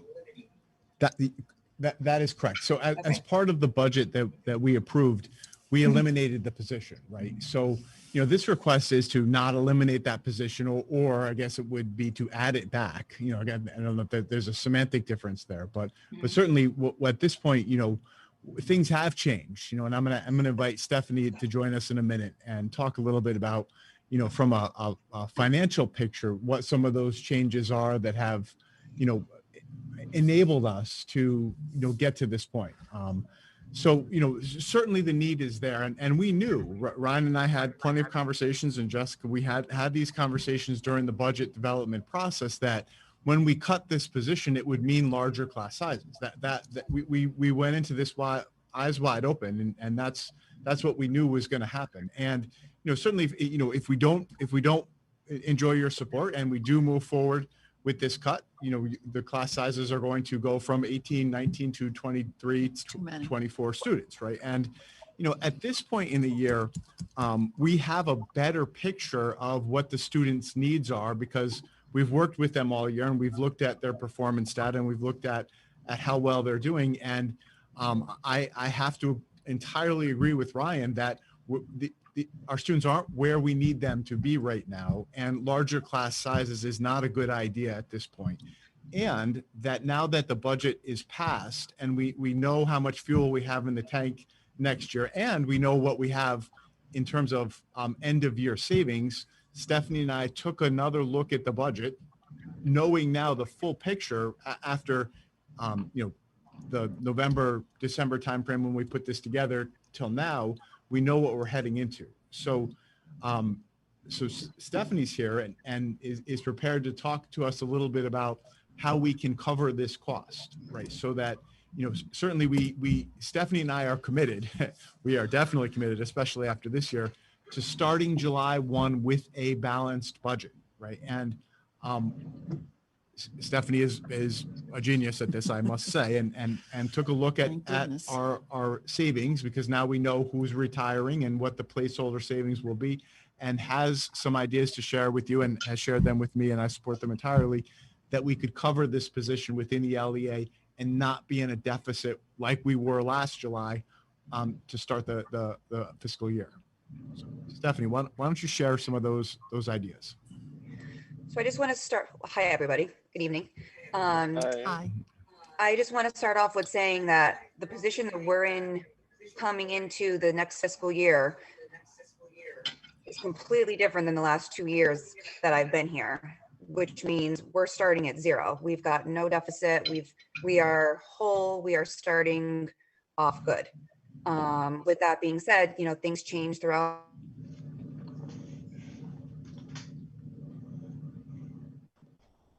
We can't hear you, Oh, Stephanie. no. Hear you. Stephanie, we can't hear you. We have to get her a microphone. Uh-oh. I think it's the internet. Yeah, it's the connection. It's her turn this week. Can you hear me now? Yes. Call me, Stephanie. I'll put you. Well, no, if I stopped last time when I stopped my video, it worked. Try that. Yeah. Okay, hold on. Okay, I'll try that. Did you hear anything? No, Very little. We can hear you. we heard the that, introduction. we heard that we're starting this year whole, and then we kind of lost Right. it. We're starting good. We're starting way better than No we deficit presently. have the last 2 years. Yeah. So, and things change, needs change, people come, people go. So basically we had an end of year retirement that was a top step. When it gets filled, it'll be at the bottom step. So with those savings from that position, and then end of year savings from this year, that when I do my report in June, you'll see where we're at as far as that goes, that we will be able to cover that position and still start with a zero. Now, mind you, I'm still keeping track of everything that we're adding, and as people leave, I mark it down and to make sure that we can cover ourselves, even with the grant money that we are receiving. I go into Charles every day and I say, remember, we've got to pay for this. So, I'm comfortable with where we're at and to keep those class sizes low, keeping the position that was there. Great. If anybody has any questions? Well, the only other thing I would say is, I understand what you're saying, Dave, in terms of the fact that our budget was only approved a month ago or whatever, but the budget was put together, as Charles indicated, in November, December. We didn't know what was going to happen in terms of anything really, in terms of where our finances were going to be, what type of aid we might get from the state or the federal government. So there's a lot of things that have changed since that original proposal was put forth. And I think considering where we sit today financially, it makes sense not to eliminate that position. And I think every year we see that there's some, moving the deck chairs around, so to speak, with teachers as, class sizes change. Somebody goes from second to fourth or, along those lines. And I would anticipate that that's what would happen when we have a large class.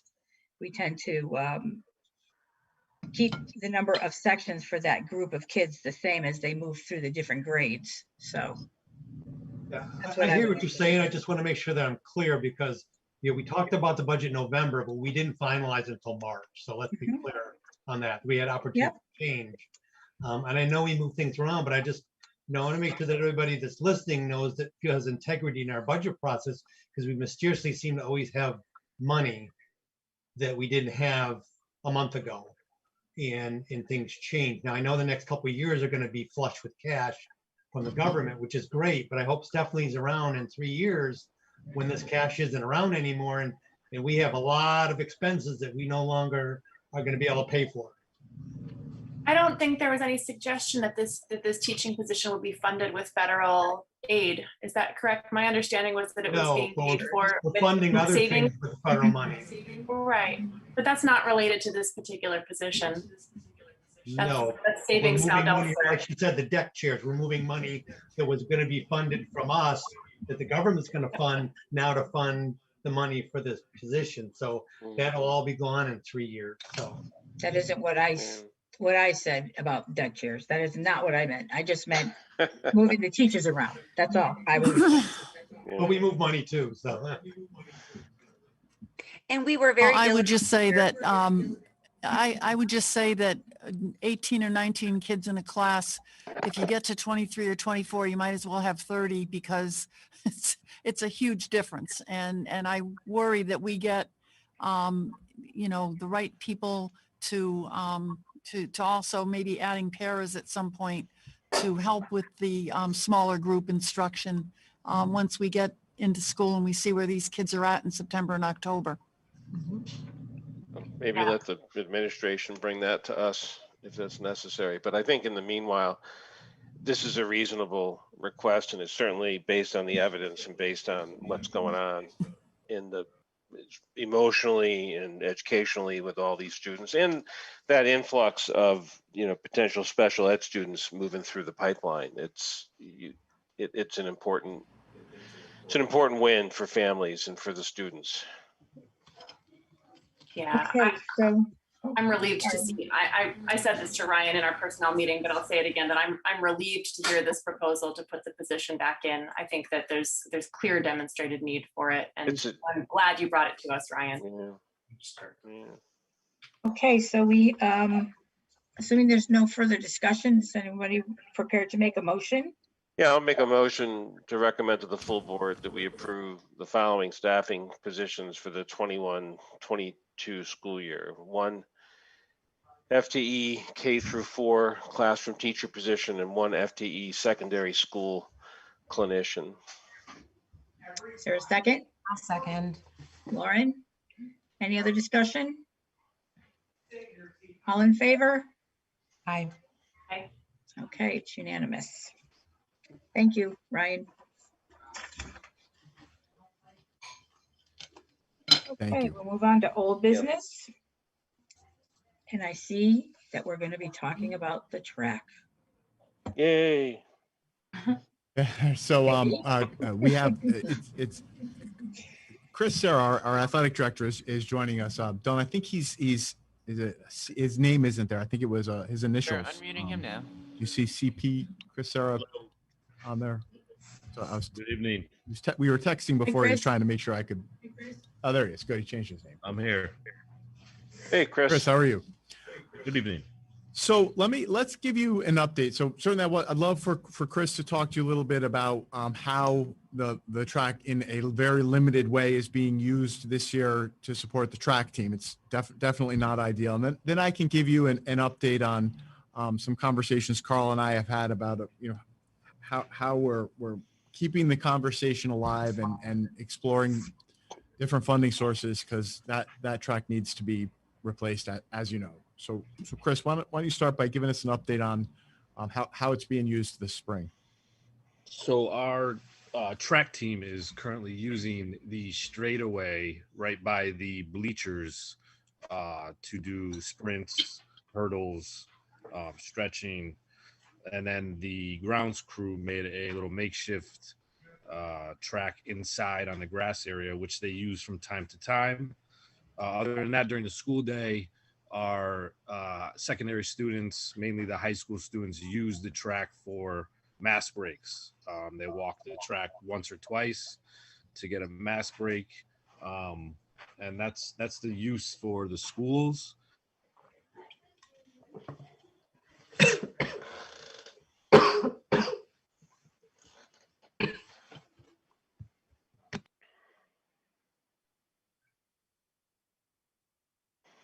Did we lose Chris? Make a yes.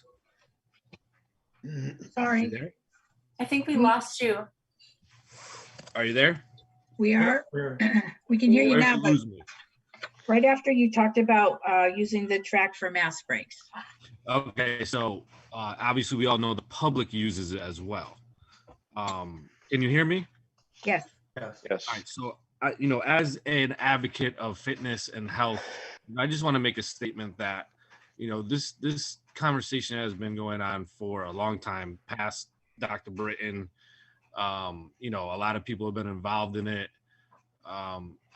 We talk about funding a lot academically, and we all just went through COVID and social emotional learning, and this track is a vital component of our community, and I think we need to do anything we possibly can to make this work, and I know everyone is.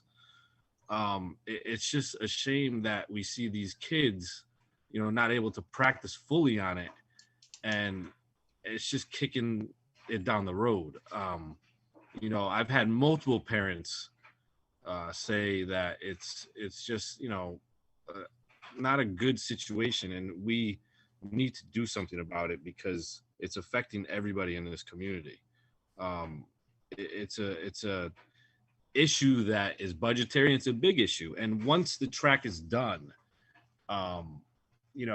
instead of just patching it and patching the cracks, you can actually take pieces of it, and Carl Johnson is aware of how to do that, so you don't have to redo the whole track instead of just patching it. That's what we did and why we're in this situation. So I know everyone's doing the best they can, and I just feel like I need to advocate for our student athletes and our community who use this area. But that's just my statement personally, and I'm excited to see this happen, and I support it 100%.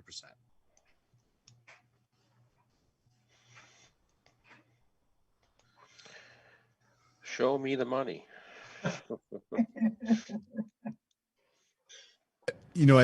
The track is being used in a very limited way at this point.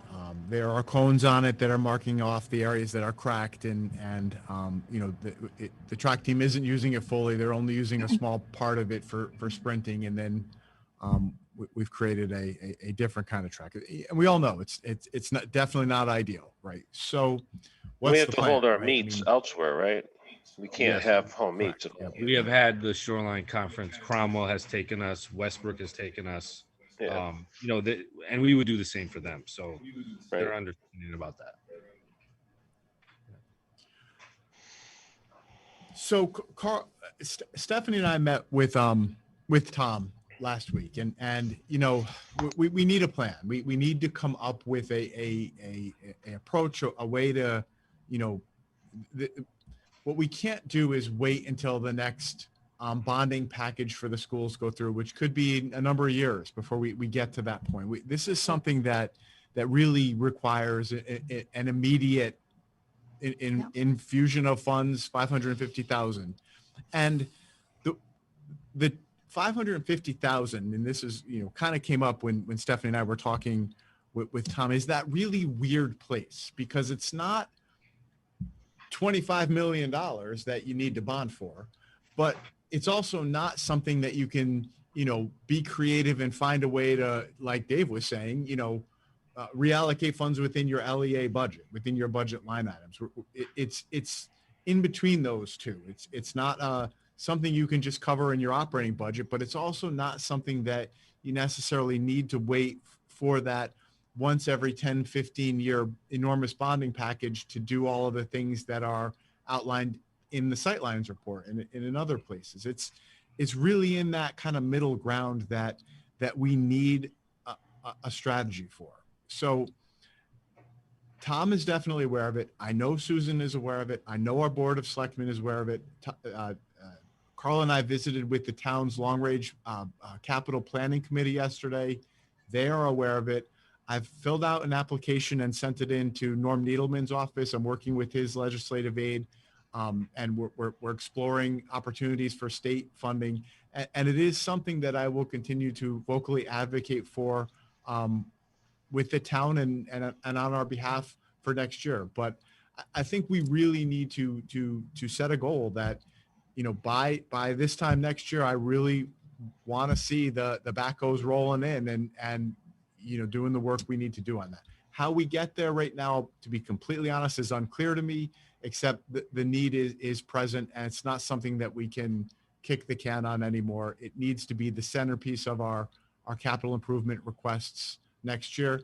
And hopefully I'll be back to you within the next few months as I work with, her name is Brooke, who's the legislative aide with Norm Needleman's office, and start to gain some feedback from her about the chances for that to be funded by our state legislator. So with that said, I know it's not a plan. It's not any hard and fast, here's what we're going to do yet, but we're working hard and looking under every rock that we can for funding sources. I wonder, Charles, with the COVID funding that we're receiving in this, you know, while it's not, you know, HVAC and it's not school counseling, it is health, and it is, you know, emotional health for a lot of people. There's a lot of students who are on the cross country and track and whatnot. Is there any of that money that can be targeted towards this, even if it's just a portion to help, or no, not, it doesn't fall under any definition? We unmute Stephanie again. And Stephanie, I hope you heard that question, because Stephanie did have that conversation, and I just don't remember the name of the person at the state who you spoke with. Stephanie, who was it that you asked that question of? I emailed our grant contact. Basically, for each grant that we get, we have a liaison that we work with. So I emailed a couple of questions with ideas that we were kind of throwing around with what we can use the money for. And I basically listed exactly how you said, social emotional, because I was sat on a meeting and things people were saying they were doing were very creative. And I was like, oh, okay, maybe. But she did circle back internally and said that we could not use it towards the track. I tried. We appreciate the effort.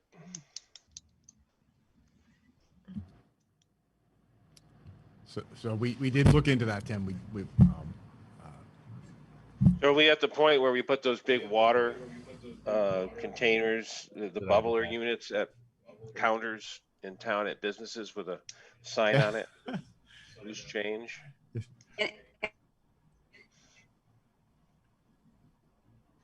hear you. Stephanie, turn off your camera.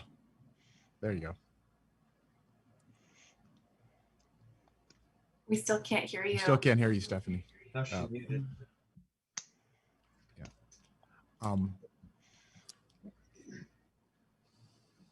Hey, I imagine what Carl? Stephanie was going to say was that, you know, yes. Oh, yes. Oh. Yes.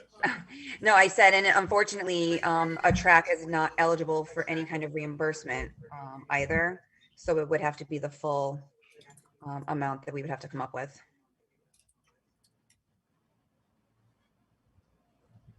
Hey, Charles, you mentioned you talked to Tom. He's usually pretty creative with money and finding money. He didn't have any suggestions or ideas? I think what the commitment I got from Tom with Stephanie was that we need a plan, right? I sat down with Tom and I said that, you know, we're looking for a plan, right? We need to not, you know, turn away from this. We need a plan. And Tom took that, and Tom, you're right, is very good. I know he takes information, he thinks about it, is thoughtful, and he often comes back with some really creative and clever solutions. So Stephanie's still on, and correct me if I'm wrong. I think that we clearly illustrated for Tom the need for a pathway going forward, and I think we got a commitment from him that he's going to help us develop one. Yes.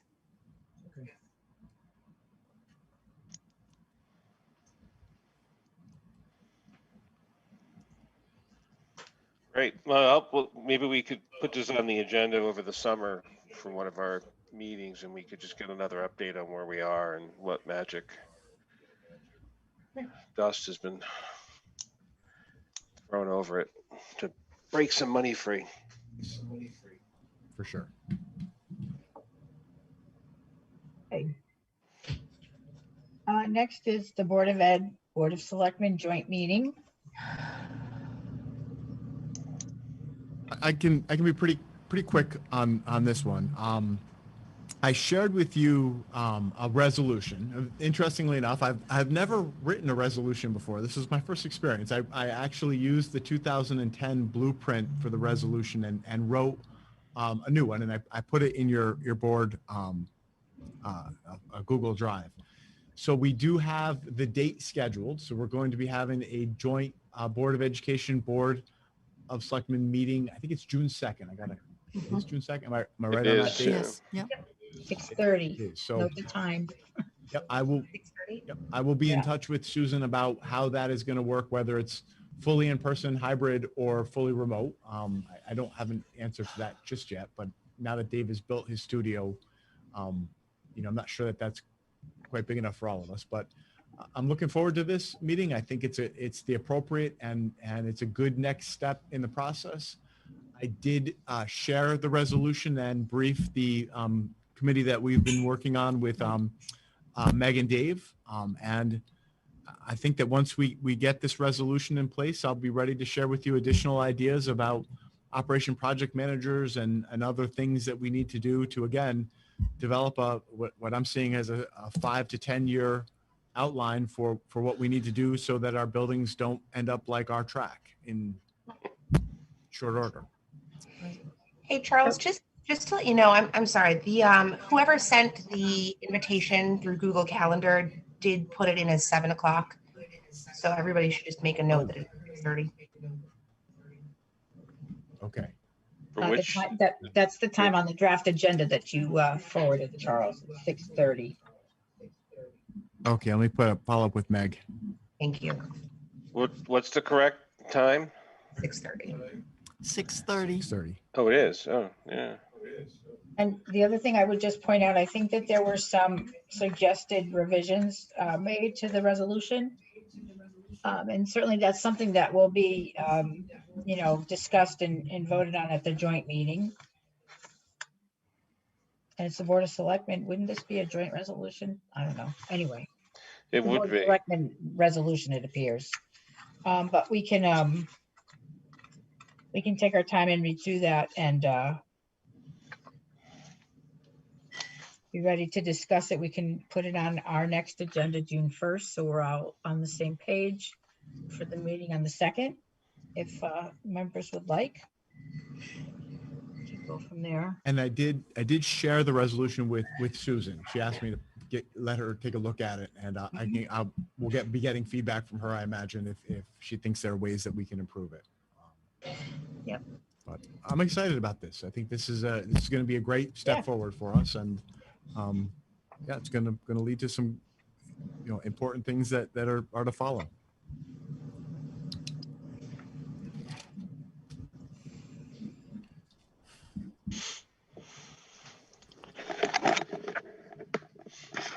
Any other comments or questions on that this evening? No, just clarifying that if there are edits, that those will be circulated before our next meeting. Is that correct? Yes, I would please. assume so. Great, thanks. Okay. Any other comments, questions on that? No? All right, we'll move on to committee reports, curriculum. Unfortunately, I forgot that it was today, so I missed it. Sorry. Happens. Policy? Meeting, but we should probably have a conversation in the next few days before the next meeting. So we can Personnel? plan something. Oh, sorry. Personnel? We had a meeting, Laurel and I and Charles and Stephanie, and we had met and talked about the clinician position and the K through 4 teaching position. I think that was essentially the conversation we had, right? Yeah, more or less. More or less. Okay, buildings and grounds. Meeting this week. Being on the 20th coming up Yep. to talk about the track and other things.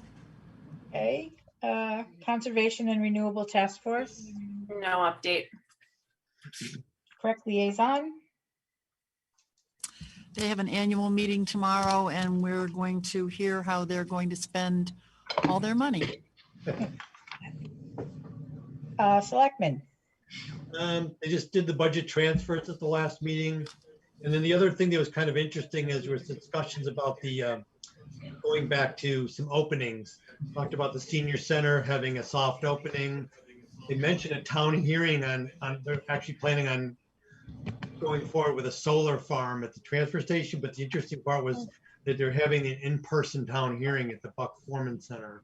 And they also talked about the Board of Selectmen also starting to slowly have people in person. They had a couple of people and they're rotating people in and out. So I think they're moving as we are moving into more of the in-person format. Task force on solidarity. Yeah, I attended the last meeting. They've sent their resource pamphlet out to print and they will be having that available at various locations around town and are hoping, I believe, to work with the schools to send out a link to a digital version of that. There was discussion about the task force survey and the summary documents and how they're going to disperse that information to the community. But generally, there was a lot of positivity around how the schools have been taking the community feedback and excitement to see the steps that the school system has been taking in creating our own equity and inclusion coalition and the middle school-based equity team and the promise for more of those next year. So there was a lot of positivity around that. They set a date, June 13th at 1 p.m. for a second part to the youth forum. And they're working now on outreach to youth in our community and how they improve communication there to try and generate more interest and bring more kids into this conversation. There was some discussion about trying to connect with the Portland High School Student Senate to maybe see if those students would help be a resource and how to connect better to the high school community. And finally, with the Juneteenth event coming up, they discussed some of the details around that and mentioned that the Portland High School chorus will be recording a version of Lift Every Voice and Sing for the event, which sounds lovely. Laurel, you said it was June 17th at? June 13th, Sunday, 13th June 13th at 7 p.m. At 1 p.m. Oh, 1 p.m. Okay, thank you. Yeah. And the Equity and Inclusion Coalition. We had a meeting this last week, and I know Lauren, I don't think you were able to make that. I was able to make it for the first hour, hour and a half, and it was good. It was they had sent out some advanced work. It was a video, and most of the discussion that I was involved with was kind of debriefing on that video and talking about it in detail and what it meant. And it was a good discussion. I think they're really creating some really great dialogue. Great. Do we have anyone from the audience of citizens who'd like to speak? There are currently none at this time. Okay. Any Board of Ed member comments? Yeah, I had a comment. I was wondering if we should make a commitment to have our Board of Ed members march in the Memorial Day Parade. I know the Board of Selectmen does that, but it just feels like this year is especially important because, just to support the whole community and to kind of kick things back off and I don't know, just my own thought on that. I don't know if people feel like that's something they're willing to commit to if they're able to. Is the parade on Memorial Day itself, or is it earlier that weekend? No, it's the 30th. It's a Sunday, May 30th. Like 2 in the p.m. I middle- think. Yeah. I think you have to line up like 1 or 1:30, and then the parade kicks off at 2. Yeah. I certainly plan to be there. If we were going to try and walk as a Board of Ed group, I would be pleased to walk with you all. Yeah, we I don't know, maybe we can invite administrators or, some teachers and, have a little cohort there of people who want to. I think it's just, the community's looking forward to seeing people. I think it's a really lovely idea. Unfortunately, I will be with my kids at a soccer tournament in New York. So I won't be here on Sunday. We're coming back Sunday evening. Pass. I'll be around. How about you, Meg? I've done it before for other organizations. We'll do it again. Happy to join Yeah, we in, can reach out. I don't make a know who sign. I think Sarah Rudder Well, organizes it used to be Sarah. Yeah, it used to Yeah, be I can Sarah send Rudder. Sarah an email and just and say that we're interested in marching, and could we get a spot in the parade. I don't know that we need a banner or anything, but we could certainly wear funny hats, I suppose. We can think of something, I'm sure. Yeah, I'm sure we'll think of something. But Okay. all right, well, that was my Good only idea. comment. Funny hats. I don't know. As long as I keep the sun off my face, it's all good. Any other comments? Sure, I'll go quickly. I just want to give a quick shout out to Stephanie. I think that our administrative team and our staff and teachers have gotten a lot of vocal praise from us over the last year, and well deserved, every word of it.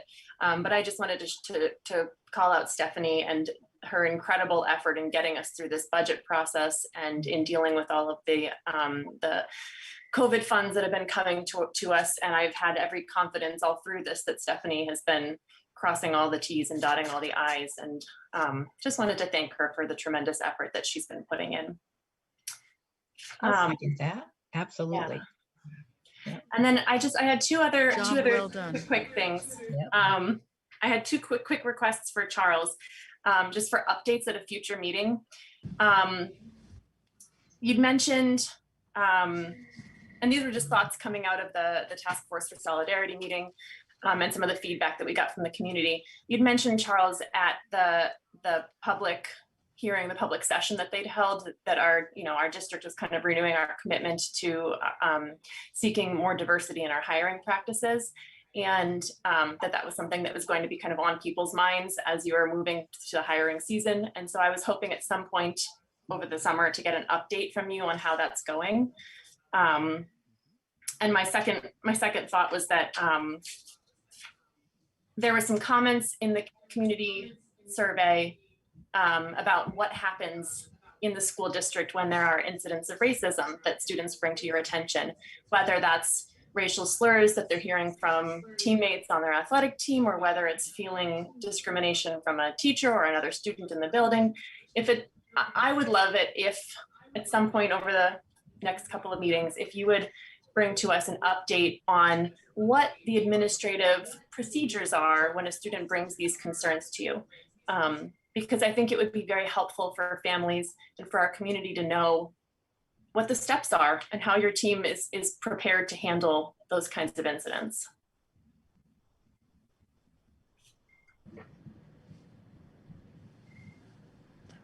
Happy to do that. Those are really important questions, and I think that I have really good answers for both of those. Perfect. So would you like me to put those as an agenda item or more as part of my communications, either one, or another perfect spot for it would be Eric's report, because I've got to say Eric Sure. Martin really is spearheading this whole process for us and leading us in a great direction, particularly with the hiring question. The second question, I would love to give the opportunity for the administrators to be here and let you know directly how they handle that and the practices and policies that they follow. And, they're all very talented and are not immune to these issues and I think handle them very skillfully when they arise in a developmentally appropriate way too, because it differs by grade level. That's great. I would love that. And I think the community would really appreciate it. How about the rest of the And I board? think the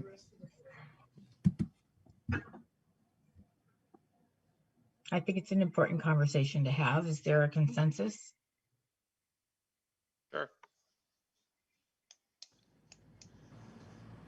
Okay. I think that'd be great either in your communication, Charles, or as a separate agenda item, if the administrators want to come and provide us with specifics as to how they handle these incidences. I think that that would be a good thing to hear about. do that right now.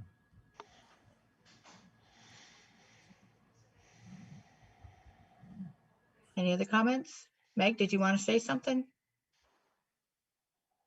No, I'm good. Okay.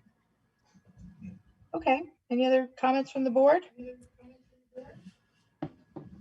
If not, we need a motion to go into executive session for the purpose of a student disciplinary matter and invite Dr. Britton to join us. I'll make that motion. Is there a second? Second. Laurel? It's Okay. 9:06. All right. We're opening the breakout room now. Great.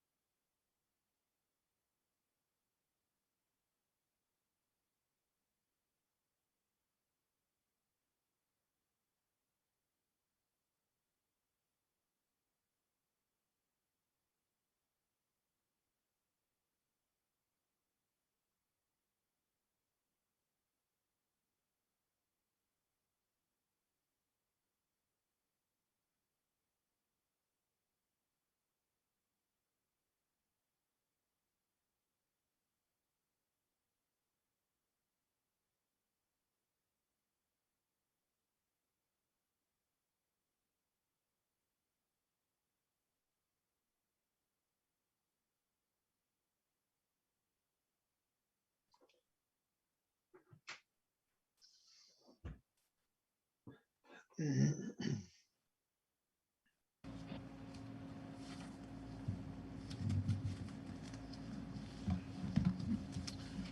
right, Okay, yeah, so are we back? Like it? Oh, mute this. I'll stay over here now.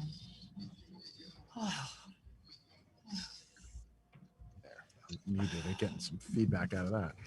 Goodness. But we need Laurel. She's coming. Sharon, can you say something? I can't hear anybody yet. We want to make sure Just our waiting speakers for are Laurel turned to up. come back. Can you hear me? They're coming back Oh, there we in. go. Yeah, good. Yeah, we can hear you now. Yeah, Laurel's Laurel's muted. got to Getting be a little unmuted. feedback. Sorry, folks. I did the thing I always tell myself not to do and hit the leave meeting button instead of leave room. Oh, Okay. Sorry to keep you waiting. Back from executive session. Is there any motion to be made regarding an action? I'll make the motion. there was a motion sent out to everybody. To the Portland Board of Ed, accept the stipulated agreement entered into by the administration and the parents of the student who's the subject of the hearing regarding the student's expulsion for 1 calendar year with the possibility for early re-entry at the superintendent's sole discretion. Is there a second? I'll second that. Tim? Any other discussion? All in favor? All right. Bye. Okay, it's unanimous. And the last motion of the evening. I make a motion, we adjourn. Yeah. I'll second that. 9:27. I'm hungry. Okay, all in favor? Megan, Tim. Aye. 2 votes from me. Aye. Okay, thank you all. Thank you. Good night, everybody. First, maybe in Good night. person.